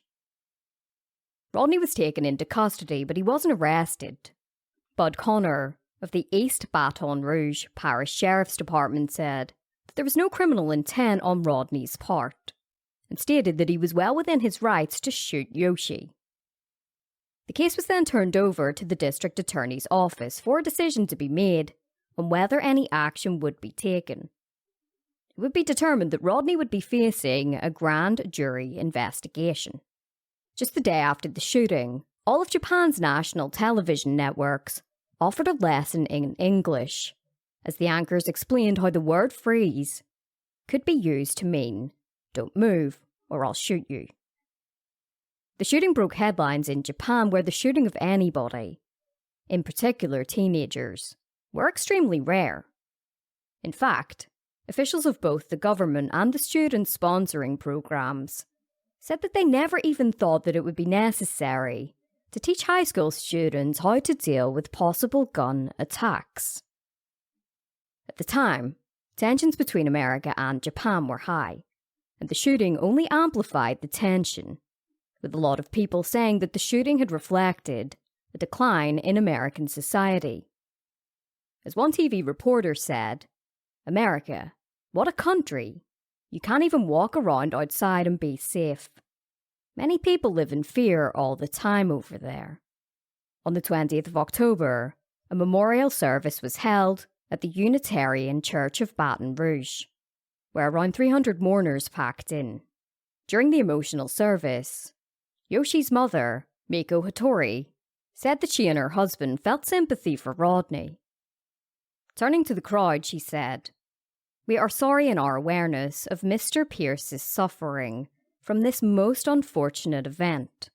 She went on to say that she was perplexed by how easily accessible guns are in America, before stating, without them, Mr. Pierce wouldn't have been put in the position he's in right now. Her words prompted a standing ovation from the mourners, as it highlighted her true compassion even in the face of adversity. Holly Haymaker also spoke. During the service, she recollected how on the first day that Yoshi entered her home, he put his arms around her and called her mum. She described how he slotted right in with the family and became an integral part almost immediately. She told the mourners how Yoshi liked to keep his room tidy and he loved dancing in the kitchen. Towards the end of the service, Yoshi's father, Masashi Hattori, thanked the crowd for coming to bid farewell to his son, who had left the world with much undone. He said that despite their heartache, his family were dedicated to the mission Yoshi had undertaken to make friends in America and strengthen the ties between Japan and the United States. In a news conference the following day, Rodney's lawyer, Louis Unglesby, said that Rodney felt great regret over what he had done. He said that his client was not a criminal, but a person who was afraid of becoming the victim of a crime. He said that it was a dark night, and Rodney hadn't realised that Yoshi was dressed up for a Halloween party. In early November, it was announced that a grand jury had rejected a second-degree murder charge, and instead returned a manslaughter indictment against Rodney for shooting Yoshi. Following the decision, Rodney surrendered, and his lawyer announced that he was expecting his client to post bond. Just the following day, Rodney posted a $100,000 property bond and was released from custody while awaiting trial. He pleaded not guilty to the charge. Within a month of the shooting, Japan collected over 800,000 signatures on a petition urging the United States to adopt stricter gun control. They presented US Ambassador Michael Armacost with the petition, who said that the petition would make a positive contribution to the debate on gun control in America. He also said that he would transmit the petition to the White House. Rodney's trial would begin in May of 1993. During opening statements, Defense Oglesby said that Rodney shot Yoshi because he thought that he was protecting his wife and 3 children from an intruder. Prosecutor Doug Moreau asked the jurors not to judge Rodney as a person, but judge his conduct on the night of the shooting. He described Rodney as criminally negligent and said that he should be convicted of manslaughter. He said that after Rodney opened the door, after it had been slammed closed by Bonnie, Yoshi interpreted this as an invitation to the party they had been searching for. The jury would hear a recorded interview between Rodney and investigators. He detailed how Bonnie told him to get his gun, and he didn't even question why. He said that when he went outside he saw Yoshi, who was wearing a white suit and carrying something which turned out to be a camera. He said that Yoshi appeared to be laughing, but when he failed to stop moving, he shot him. He said that he was protecting his family, but when he was asked if he knew what he was protecting them from, he simply said no. Prosecutor Morrow argued during the trial that the actions of the couple were not reasonable. He said that it hadn't been rational for a man of 6 feet 2 inches tall to be afraid of a friendly and unarmed boy who weighed just 130 pounds. A boy who rang the doorbell before walking away. Yoshi hadn't attempted to break in. He wasn't wearing a scary mask. He wasn't armed. He was simply looking for a Halloween party. Following all of the testimony, the jury were sent away to deliberate. Under Louisiana law, homicide can be justified for a number of reasons, including what is known as the shoot the burglar law, which allows people to protect themselves from intruders. It took just 3 hours for the jury to reach a verdict. They found Rodney not guilty of manslaughter. Many in court applauded when the forewoman announced the verdict. Yoshi's parents said that they weren't surprised, but they were disappointed. Rodney was later found to be liable to Yoshi's parents for $650,000 in damages. With this money, Yoshi's parents founded 2 charities in their son's name. One was to fund US students wanting to visit Japan, while the other was for gun control. His parents later presented President Bill Clinton with a petition signed by 1.7 million Japanese citizens calling for stricter gun laws. They became big supporters of the Brady Bill, which mandated background checks and a 5-day waiting period for the purchase of guns in the United States. The shooting of Yoshi had truly been instrumental in the passage of the bill. Following his acquittal, Rodney Pierce claimed that he would never own a gun again, and he admitted that he had simply overreacted to his wife's fear. This overreaction caused a teenage boy in the frontier of adulthood to lose his life in the most terrifying way imaginable. So what do you think? Should he have been found guilty? Mike Brown from Dark Poutine joins us from north of the 49th parallel. That's Canada, if you didn't know. Canadians are known for their politeness, but as Mike will remind us, a recent sword attack in Quebec City shows us some Canadians have a dark side too. In that attack on Halloween night, a man dressed in what has been described as medieval clothing went on a slashing and stabbing spree with a razor-sharp Japanese-style katana sword. After the attack, 2 people were left dead, and another 5 were hospitalized, some with serious injuries, and the attacker had fled the scene. One of the most notable buildings in Old Quebec City, overlooking the picturesque St. Lawrence River, is the historic and posh Chateau Frontenac Hotel. Chateau Frontenac, a National Historic Site of Canada since 1981, first opened for business in 1893. It was here at around 10 p.m. on October 31st, 2020, that a black four-door Saturn was left motor still running by its driver, 24-year-old Carl Gerard. Gerard, dressed in black jogging pants, black leather boots, a short-sleeve kimono, and a black mask, had his sharpened 76.9-centimeter bladed katana sword in hand. He'd left his home in Sainte-Thérèse, Quebec, a suburb of Montreal, in the afternoon and had driven the 270 kilometers to Quebec City with murder on his mind. After exiting his vehicle, Gerard approached his first victim, a 26-year-old musician named Remy Belanger. Belanger was out for a leisurely stroll. He was listening to a podcast and stood to take a picture of Chateau Frontenac when he noticed a man, clad in black, advancing quickly toward him, sword above his head. Belanger later recalled thinking at first that it was a Halloween reveler playing some kind of joke to irritate him, but when the first blow landed, hitting him in the head, he knew he was in trouble. Belanger put up his hand to defend himself and his fingers were severed. He fell to his knees as the attacker kept slashing and stabbing at him. Remy Belanger managed to pick up his fingers, got to his feet, and fled toward the lobby of Chateau Frontenac, screaming for help in both English and French. Remy Belanger was later treated for wounds to his skull, neck, back, chest, arms, hands, and hip.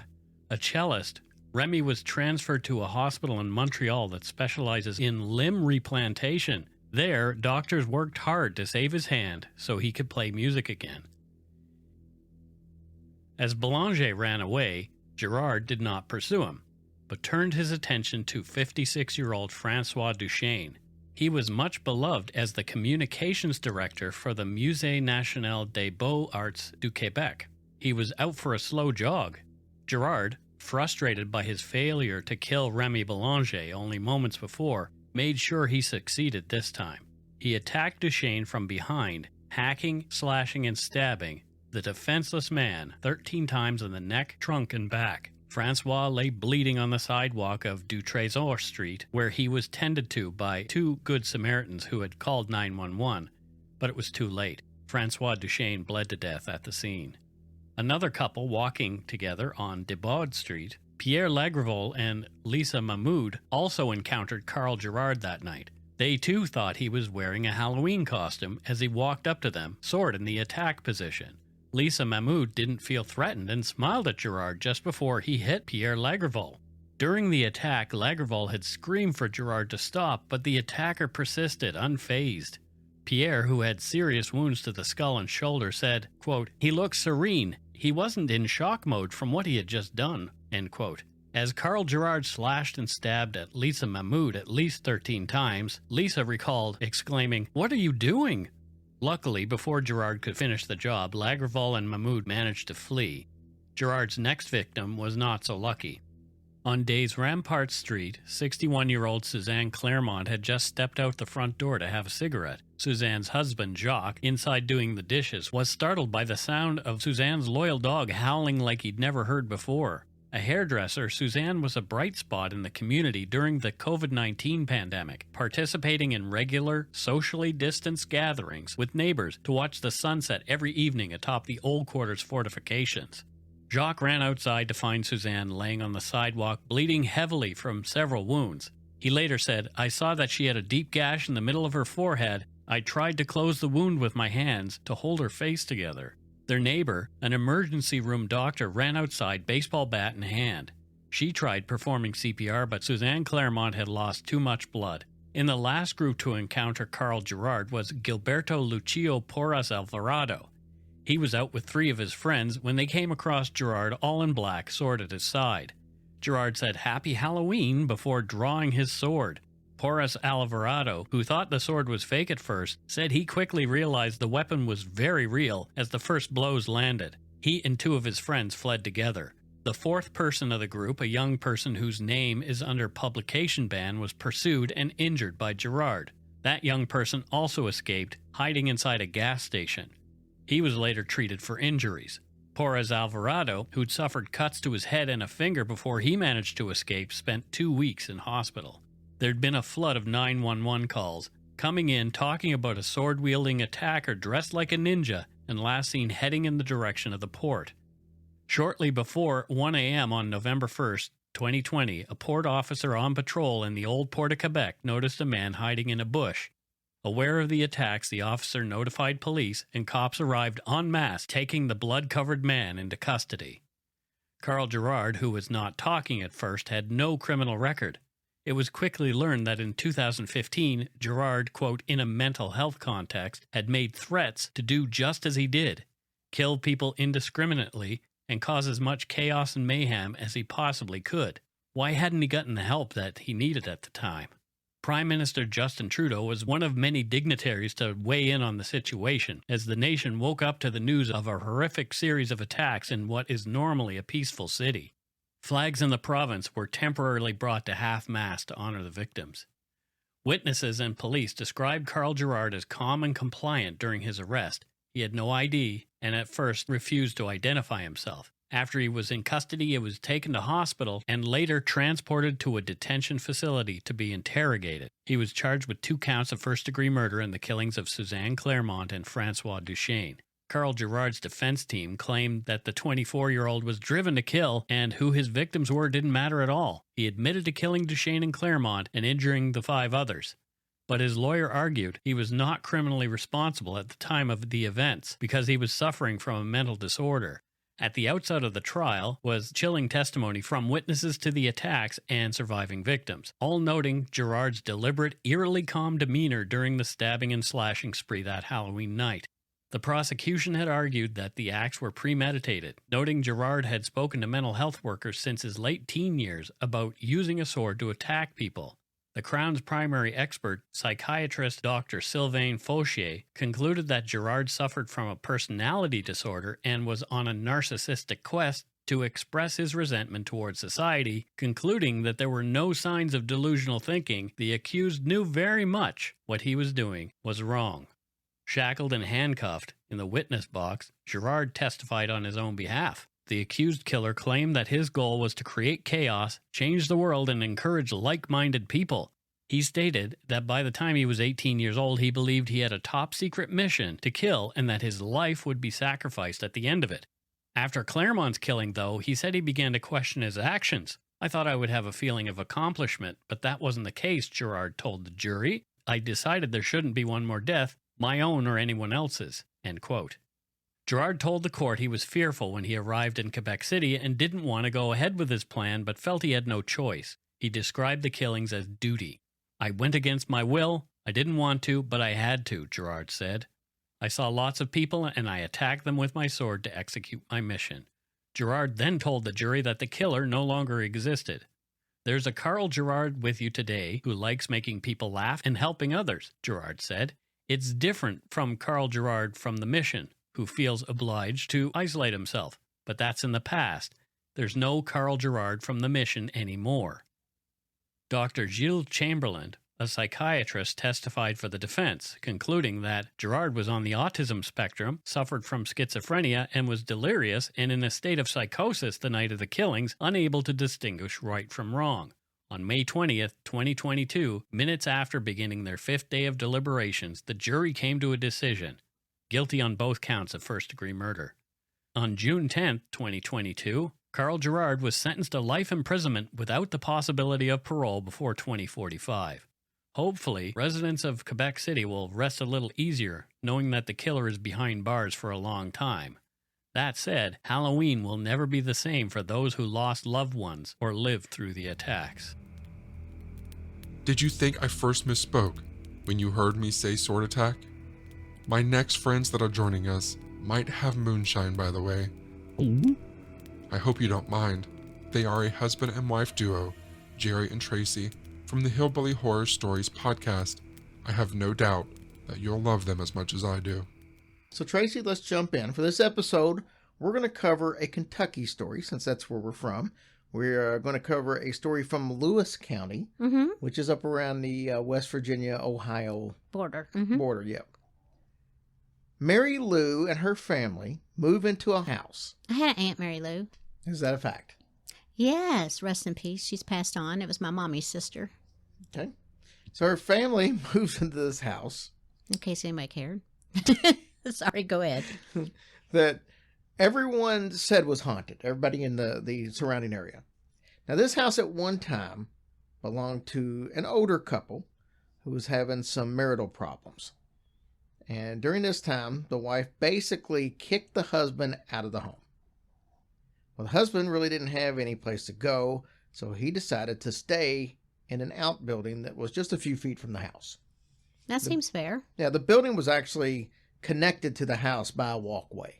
Okay, So yeah, it was pretty like a close, but breezeway not or in the something. house. Mhm. Yes. Now, this was during a very hot summer, and that building must have become unbearably hot. Hot to the point that the husband was found dead of an apparent heat stroke. Oh, wow. Dang, that's hot. You heard of a fan? Soon after, there were reports of the deceased husband being seen wandering the property on very hot nights. Now, when Mary Lou's family moved into the house, it was spring. So there really were no issues, except that the family couldn't seem to keep the door closed on that small outbuilding. I wonder how long it was till Mary Lou found out that he had passed. I don't know, and I didn't have any way of researching that. Oh, okay. I don't even know what year any of Okay. this happened, to Mhm. be honest with you. Well, I wouldn't want you to lie. Eventually, Mary Lou's husband had to lock the door with a padlock. So we're going to fast forward a little bit. Mary Lou's husband goes to work one morning, and Mary Lou's just sitting up in the kitchen drinking her coffee. She hears heavy footsteps coming up the stairs. This is inside the house. And then she hears the back door slam shut. Mm-hmm. She thought, well, this is odd because anyone leaving through the back door would have had to walk right past her Yeah, first. in the kitchen. Mm-hmm. Don't act like you know the layout of the house. I do. I got it down in my mind. The footsteps were too heavy for a child, but she went and checked on the children just to make sure, and all the children were still asleep in their beds. She took a look around, and she found the back door standing wide open, which is odd because it had slammed shut. Yeah. But now it's open. It's wide open. Yeah, I'd be scared. She decided to ignore the noises that she'd been hearing in the door slamming shut because it was extremely warm outside and she wanted to just shut the door and not let the hot air in. Later that day, she decides to go out and do some work in the yard, a little bit of gardening. She sat down under a tree to take a little bit of a break because, like we said, it was kind of warm. She hears the back door slam shut again. Now, she knows the sound because she already heard it once that day. So she looks towards the house and she can see the curtains part in the kitchen window as if someone's Was peeking looking out. and kind of Mm. moving it with their two hands. Yeah. At a second glance, she saw nothing. But then she saw the curtains fall back across the window. She immediately gets up. She walks around her house, trying to convince herself that she's just imagining all this. And she comes across the opened basement door. She was sure that she had locked that door. She assumed that maybe the heat was just kind of making her delusional. She relocked the basement door and then she went back to her work in the yard. She later passed by the door to only find it open again. The basement door? The basement door. And this really shook her up this time. Well, yeah, that's where it's cooler. Well, you letting all the hot air in. As soon as her husband got home, she told him about the events of the day. Now, her husband couldn't believe what he was hearing, and in fact, he scolded her for believing it herself. Now, over the next few weeks, the weather got extremely hot. With that, the paranormal activity increased as well, or should we say, heated up. Uh-huh. Well, you know the paranormal don't like that daggone heat either. Shoot. The building in which the old man died was now padlocked, as we talked about. Even with that being the case, the door was still found standing wide open on several occasions. Mary Lou would lock it back, and time again, to no avail. I would have just given up. Her husband kept telling Mary that there had to be some kind of a simple explanation, but he sure didn't have one to offer up for right. it. Yeah. Mm-hmm. I mean, because, padlocks just become unlocked and taken off the lock and doors to open all the time. True. I mean, I wonder what else was in there. I don't know. I can't imagine there was anything in there that anybody would want to take. One morning, she heard noises coming from the kitchen, and when she got in there, the whole room was vibrating as if an angry hand was shaking the whole room. There were also sounds coming from inside the walls. It sounded as if someone was tearing at the boards trying to rip them away. Later that evening, as Mary Lou was lying in bed, her son comes running into the room. He said that he heard a noise coming from the attic that was above his room. He said it sounded like someone was trying to get out. Ooh. She put him in her bed to calm him down like most good mothers would. But just as she was about to doze off, the whole house started violently shaking again. Okay, was the husband there? Did he hear it? We'll get to it. The windows were vibrating so hard that it seemed like they were going to basically come out of their frames. And yes, her husband actually witnessed this event. He could no longer deny that something supernatural appeared to be at work here. His answer was to vacate the premises. Looking back at the events years later, Mary Lou realizes that each of these occurrences happened at extremely hot days or hot nights. She said it was almost as if the poor old man's soul was opening doors to get air. Mary Lou says she wonders if maybe someone had locked the door on that outbuilding, trapping the old man inside, causing his death, and leaving his soul to wander, trying to tear out windows and doors, seeking relief from the intense heat. Oh, bless his heart. That's an awful way to go. There would be an awful way to go. That's so terrible. So, yeah, like I said, I don't know what the situation was. I don't know what year it happened. I don't know if somebody did lock the man in and that's why he was so against locks, or maybe but who would have known he was in there except for his wife? His wife. I don't know. I mean, who else would have a reason to lock the door? Well, that mean heifer. We don't know that she did that. Well, that's just an assumption that could have happened. I mean, it could just be that he wants the door open so he can't be trapped in there. Yeah. So it didn't mean that it got locked in there at one point. Right, He just wants to keep it open now. Yeah. Well, that poor soul. I could smell the moonshine, couldn't you? Bless their hearts. You must be thinking, man, Shane has a lot of friends. And you're right, I do. And isn't it also amazing that this campfire doesn't need replenished with wood?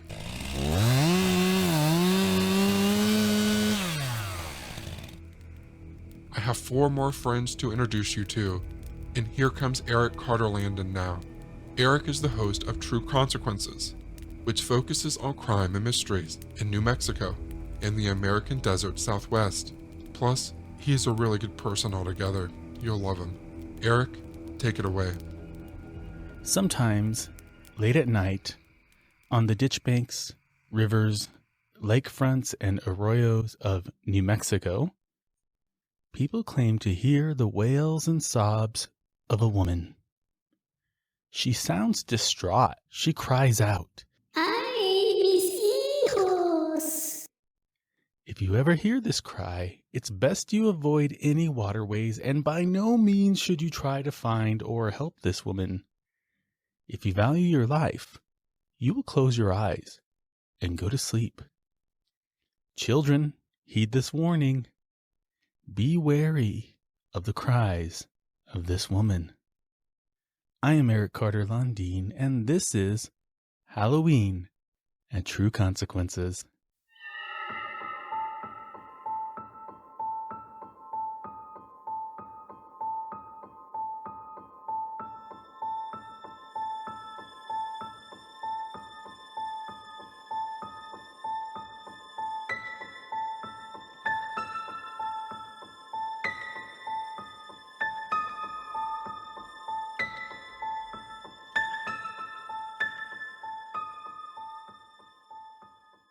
Maria was the most beautiful woman in her pueblo. She was well sought after by all the suitable bachelors in town, but she was not interested in any of them.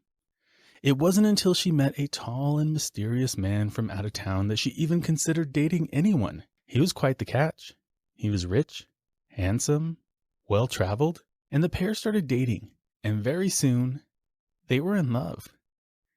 In a matter of months, they were engaged, and a short time later, the couple were married in a huge celebration. The whole neighborhood was decorated with colorful paper flags and flowers. Within a couple of years, Maria and her husband had 2 kids. Everything was going perfectly until one spring night. On the night of March 13th, 1550, on the streets of Mexico City, Maria was wandering the streets, grief-stricken and angry. She had never been treated in such a way. The shame she felt was consuming her.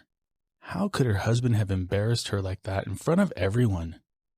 She waited faithfully for him while he traveled around the country, and he has the nerve to show up with a new woman in his carriage? He didn't even apologize for what he did. He simply told her it was over and rode away as his new lover laughed. She laughed. Who did they think they were? Maria was the prettiest woman in their neighborhood. She could have any man that she wanted. No one treated Maria that way. Not if they didn't want to suffer. Oh, he was going to suffer. She'd show him. She'd show them all. Maria would make sure that no one tried to hurt her like this ever again. She gathered up her resolve as she headed back to her house. She was wailing loudly as she made her way back to her doorstep. Maria was heartbroken. How could the man of her dreams betray her like this? She walked up the stairs and inhaled the smell of fresh tamales that she had made for her husband's arrival. He was going to pay for what he did. He will never forget this day. She was going to make sure of it. As she approached the bedroom of her children, she gently and silently opened the door. She strolled across the bedroom and walked over to their beds and kissed each of them on their foreheads. Her son Julian and daughter Sofia were softly breathing. She gently woke them and led the pair down the stairs. "What's happening, Mama?" the boy asked. "No te preocupes, mi amor." "Don't worry, my love," she said. "Where are we going, Mama?" little Sofia asked. "Somewhere beautiful, mijita." They crossed the street and headed to the creek.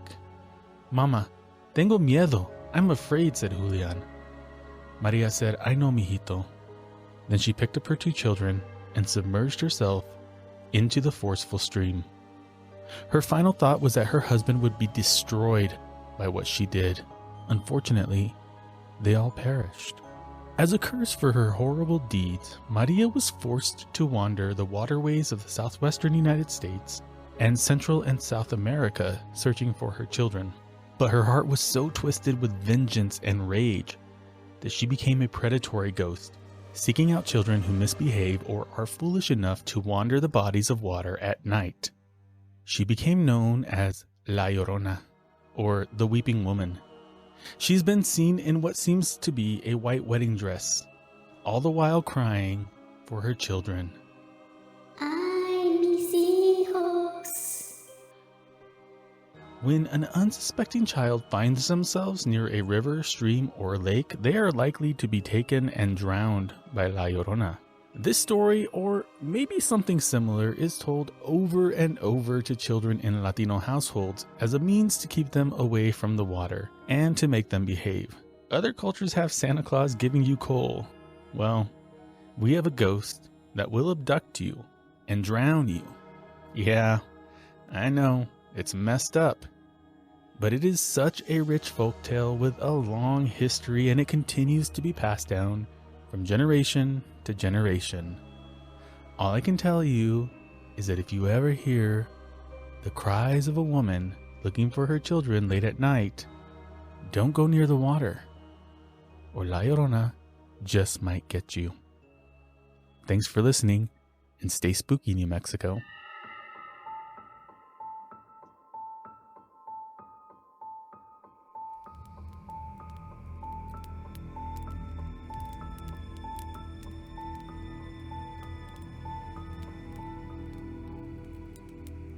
Okay, you just heard a tale from New Mexico, so now let's go to Texas. Gone Cold is hosted by Vincent. He covers crime and mysteries, specifically in the Lone Star State. In the early 1990s, at age 13 or 14, I joined a group of friends at what was reportedly a haunted attraction off the beaten path in Fort Worth. If I remember right, we timed our arrival there at around midnight. Now, I personally did not expect to hear the screams of the ghosts who were said to haunt this area. Rather, it was the punk rock blasting from my older friend's car radio, cigarettes, booze, and a lack of adult supervision that got me there. Many of the folks I was with, however, were there to hear the ghoulish, anguished cries of the apparitions rumored to roam this particular pitch-black, dark, and heavily wooded spot in Tarrant County. They were there for the scare, and we all got one. But it wasn't the result of the roaming ghosts of 3 teenaged girls constantly reliving their deaths 30 years before. Instead, it was the cops. And at the height of the absurd era known as Satanic Panic, it's likely those boys in blue figured they'd busted up what was about to become some sort of devilish ritual or blood sacrifice, rather than what it was, a bunch of latchkey kids cutting loose.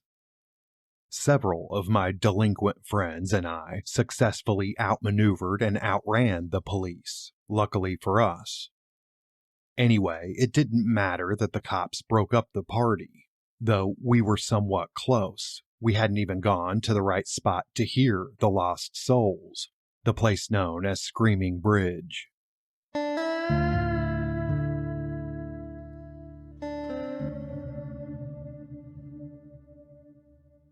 On the night of Saturday, February 4th, 1961, Arlington High School juniors Mary Lou, Kathy, Claudia, Donna, Joanne, and Dorothy left an Arlington movie theater as the credits for the film Butterfield 8, starring Elizabeth Taylor, began to roll.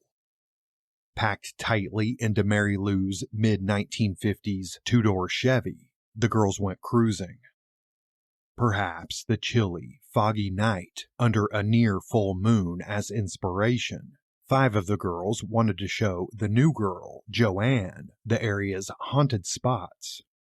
Like Hell's Gate, through which, legend has it, a group of Union spies were led to their hanging deaths at the hands of Confederate soldiers during the Civil War, and where the cries and prayers of their ghosts can be heard. And, perhaps, a lover's lane near the railroad tracks where a hobo, who had just jumped off the train, is said to have been shot to death as he tried to help a woman in a car who was being assaulted. His ghost, if you're apt to believe such a thing, taps on the windows of parked cars, making sure the occupants are safe. Joanne was a recent addition to the student body at Arlington High, and there seemed no better way to break her into the area than to introduce her to local apparitions. But before showing the new girl those sights, the teenagers made their way to another known lover's lane nearby. As they did, the girls spoke of an escaped convict, an urban legend about a sometimes masked man with a hook for a hand that terrorized teenagers necking at lovers' lanes. Likely a tale inspired by the terrifying and true Texas crimes committed by the Phantom Killer of Texarkana in the 1940s. There was little doubt the teenagers worked themselves up. They drove to an especially dark and secluded area of Arlington Bedford Road, heading south from Mosier Valley, and parked, still eerily whispering the tale of the hook-handed man. After a few minutes, they noticed a car coming toward them, flashing its lights and honking its horn. The driver was shouting at them, but the girls couldn't understand what he was saying. And anyway, they were too spooked to find out. Instead, Mary Lou put the car in drive and stepped on the gas. The driver of the other vehicle was horrified. He'd stopped just beyond a railroad crossing, and between the passing train's lights and those of his own vehicle, he saw blackness where the road's bridge had once been. It was just in time. The young man said he was no more than 2 feet from the long drop to the ditch below. After backing up, his headlights caught the barricades and sign warning "Bridge out" that some malicious person had removed from the road. But the girls weren't so lucky. Unable to see what was ahead in time to stop, the car carrying Mary Lou, Kathy, Claudia, Donna, Joanne, and Dorothy plunged 25 feet down to the wooded and rocky drainage ditch below. The vehicle slammed into the other side's embankment, some 40 feet across. It was approximately 10:15 p.m. Later, it was estimated that they were traveling 45 to 55 miles an hour. Mary Lou and Claudia were killed instantly upon impact. Weeks-old ice patches on the road from an earlier winter storm, along with the embankment's mud-slicked surface, made the rescue operation a difficult one, as did the sleet coming down. When responders and authorities were finally able to pull the girls from the wreckage, ambulances transported them to area hospitals. Kathy died upon arrival at a hospital in Dallas. Donna, Joanne, and Dorothy sustained major injuries that caused lifelong physical impairments, and of course, unimaginable, immeasurable emotional trauma. The wooden bridge at Arlington Bedford Road was burned down by 4 teenaged arsonists the week prior. Though their actions would be labeled in a kind of boys will be boys way by local authorities, who called what they did vandalism or mischief, it's long been rumored they'd set that particular bridge on fire because of who crossed it going south. The first freed persons community in Tarrant County, Mosier Valley, or the River Bottoms as it is also known, was predominantly black in 1961. Some say the boys burned the bridge to impede members of that community's travel into North Arlington. A Tarrant County grand jury later declined to indict the boys, all of whom were white. They deserved a chance to make good, grand jurors said. Quote, no good would come of blighting the entire future of a group of bright and religious young men. Whoever moved the barricades put in place by county employees after these boys destroyed the bridge was supposedly never identified. No one has ever been held accountable for the deaths and injuries of these girls, and the case in my mind remains unresolved. Countless iterations of the origins of Screaming Bridge have been told over the years, including that the girls were cheerleaders who were waved on by a sadistic man who knew what he was leading them to. They were neither cheerleaders nor waved on by anyone. Also, folks say 2 cars crashed in the middle of the 1-lane wooden bridge, which caught fire and gave way, sending the passengers of both vehicles 25 feet straight down. That, of course, isn't even close to the truth. Besides the screams of the 3 teenaged girls who were killed at Screaming Bridge on February 4th, 1961, folks have reported phenomena like the rolling in of heavy, mystic fog, whatever that means, and the appearance of Mary Lou, Claudia, and Kathy's tombstones on the surface of the murky, dull water. On the wrong bridges, folks report seeing the shimmering of headlights, or almost dying as they nearly drive off the structures themselves. Many ghost hunters and pursuers of the paranormal have tried to find the deadly sight, but most often find instead one of 2 of the wrong concrete bridges in the area that are admittedly scary places in their own right. However, after being replaced with a concrete drainage tunnel filled in with dirt and rock around it soon after the deaths and injuries, no trace of Screaming Bridge has remained for many decades. Thanks for listening, y'all.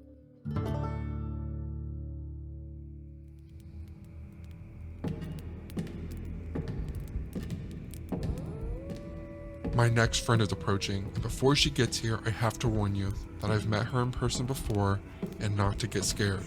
Yes, I agree, I too think the devil himself is likely terrified of her, but in all honesty, she is a very kind lady.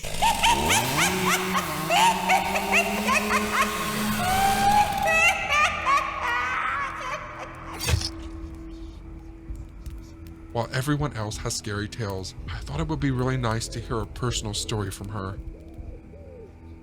Hello, Nancy Grace here from Crime Stories and crimeonline.com. Halloween is one of my favorite times of the year, and it always has been. But I have to tell you that once I've had the twins, John David and Lucy, it's so much more fun. I love everything we do. Dressing them up, buying candy, decorating the house. I think I'm the only person in the neighborhood that has so many ghosts hanging from trees and skeletons sitting on patio furniture. I love it. I think back when I was a little girl in rural Bibb County, middle Georgia. We were so far out of the city of Macon, which was small itself.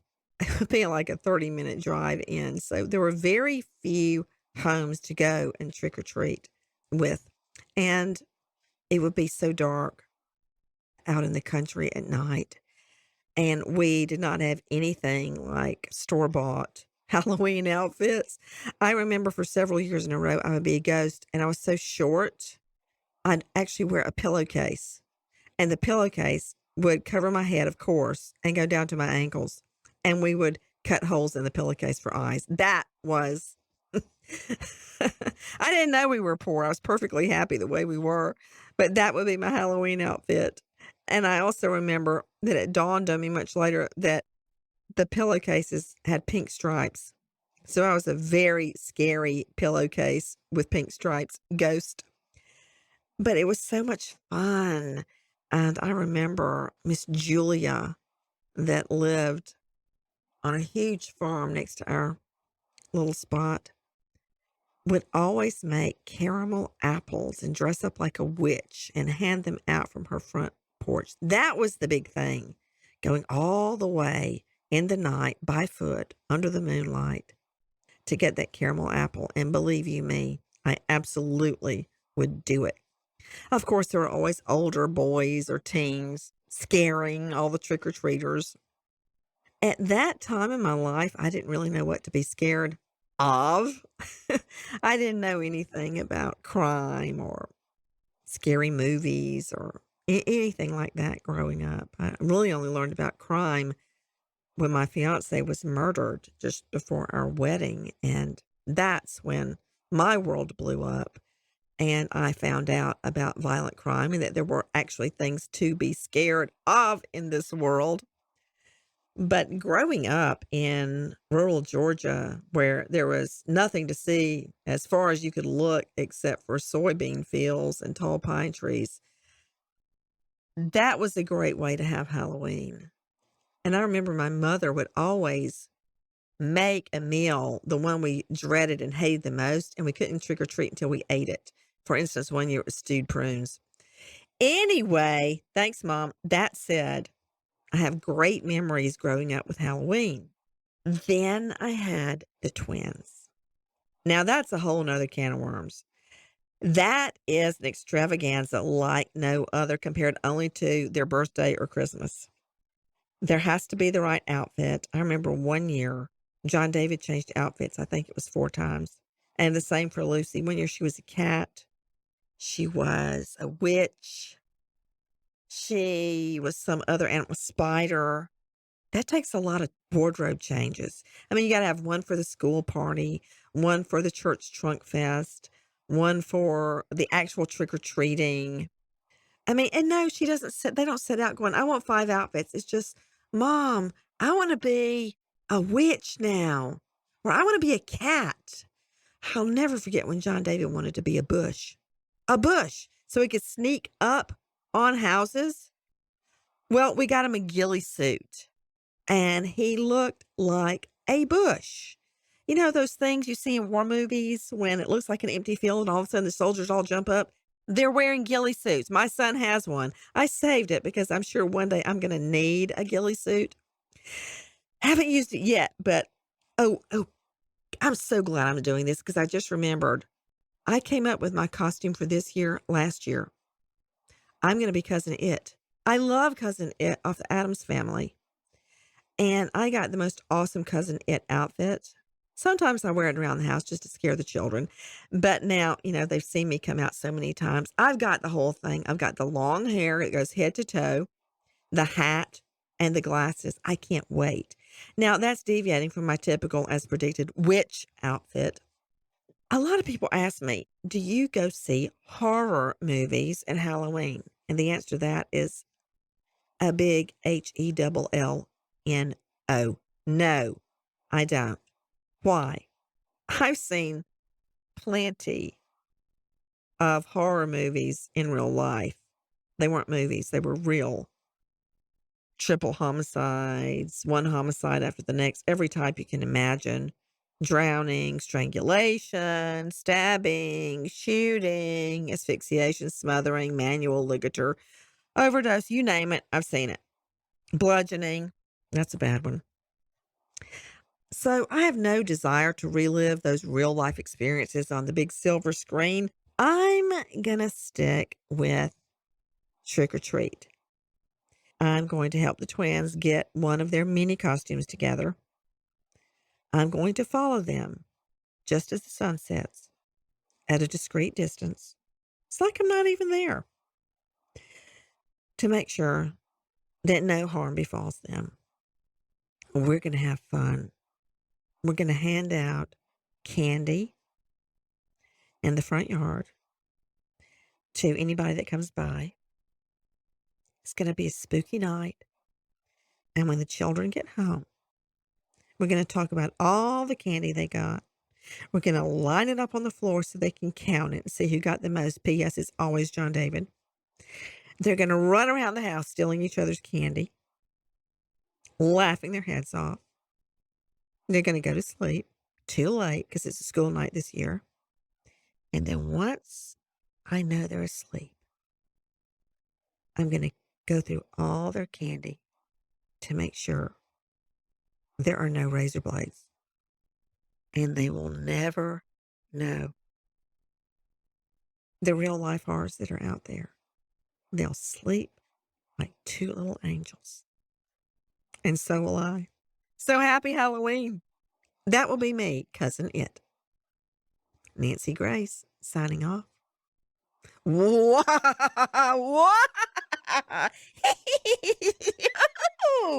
That's my very best witch's laugh. How was it?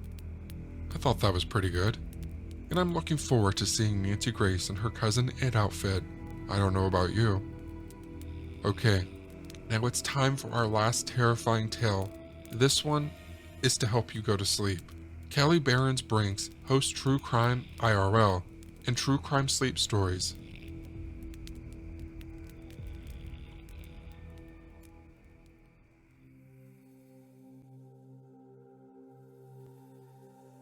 In 1912, in Villisca, Iowa, the Moore family was considered affluent in their small community, and they were very well liked.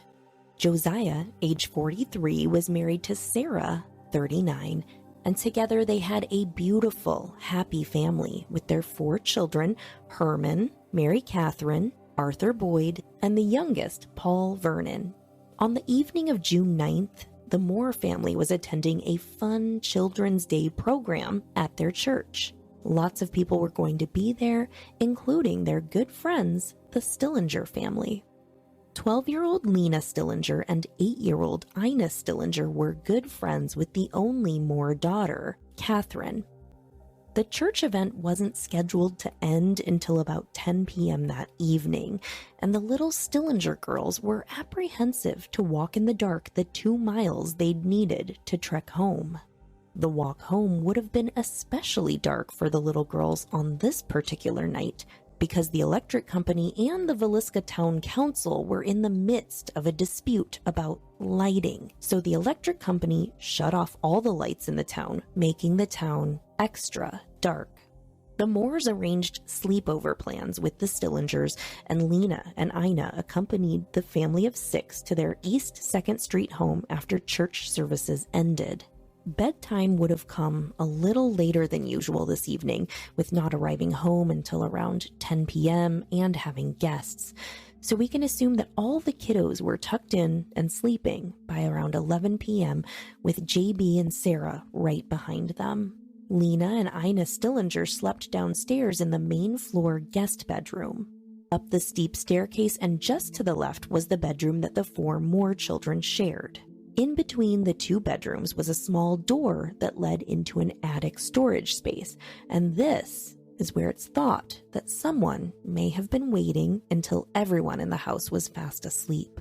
The murders are thought to have happened sometime after midnight.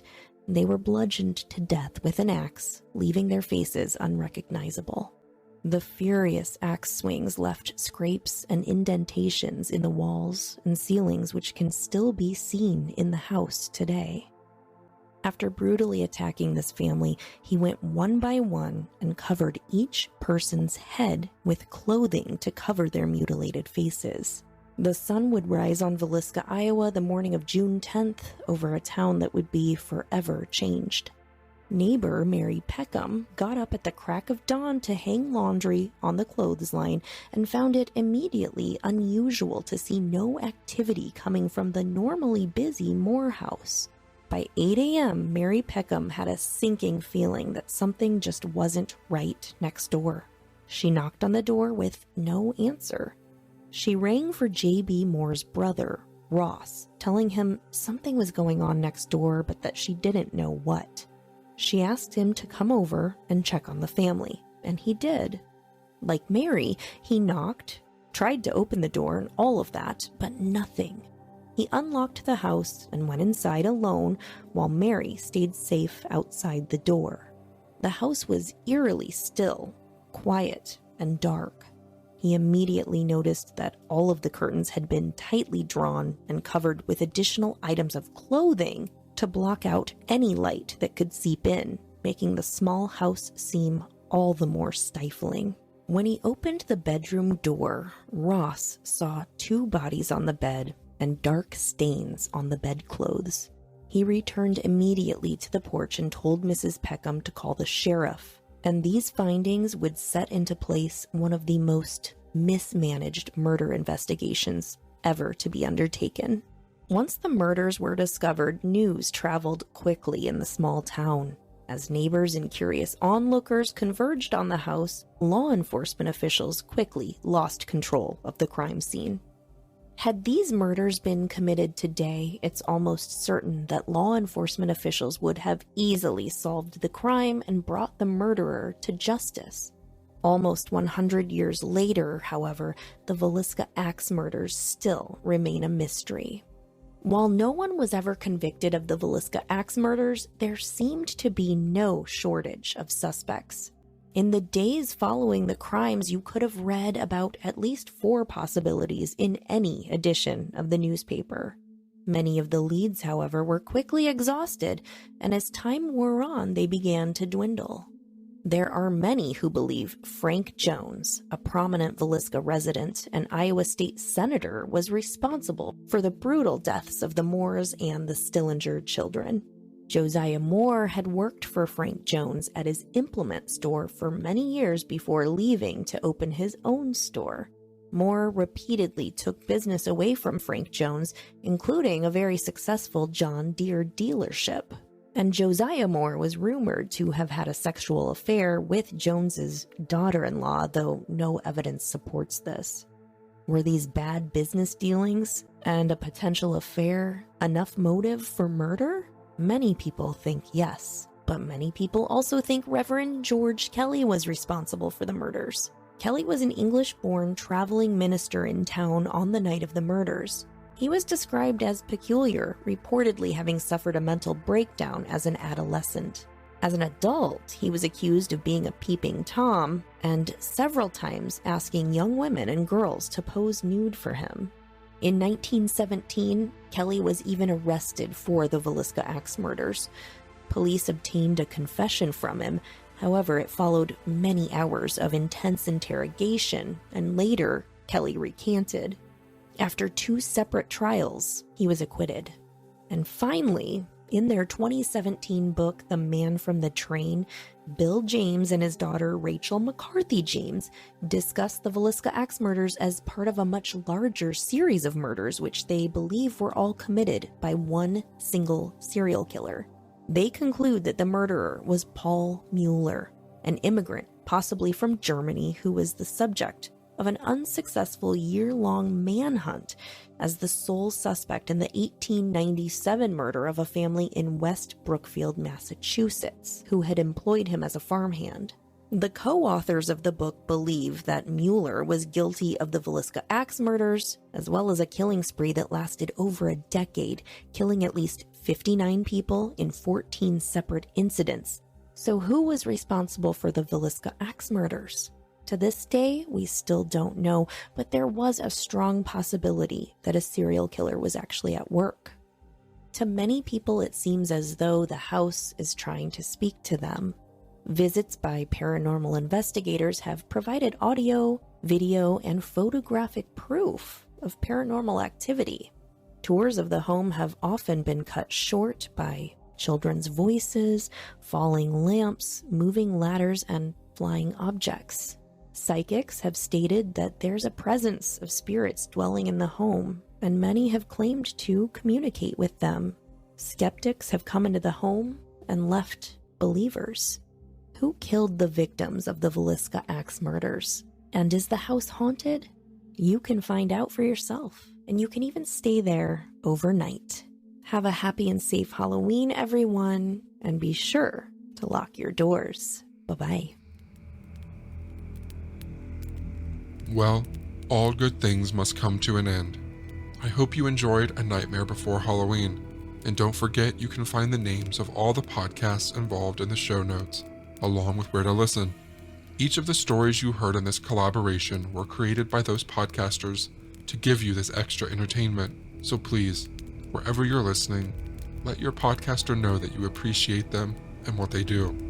I'd also like to thank my team at Foul Play Crime Series for helping me put together this episode. It was seriously a massive undertaking. Again, I'm Shane Waters, and it's been my honor to be your friend in the dark. Good night.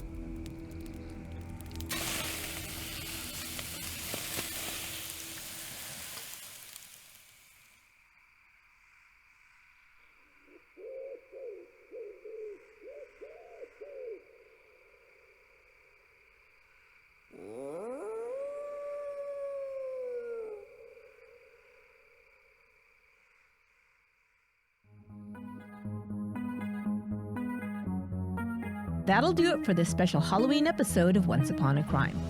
A very special thanks to Shane from Foul Play Podcast, who collected these stories and edited the episodes. Check out his podcast as well as all the other podcasts represented in these last two episodes by clicking on the links in the show notes. Thanks. Once Upon a Crime is written and produced by me, Esther Sanchez Ludlow. My research and production assistant is Lorena Garcia. We'll be back next week with a new episode. New episodes of Once Upon a Crime drop every Monday, so make sure to follow or subscribe so you don't miss an episode. Until next time, be good to one another.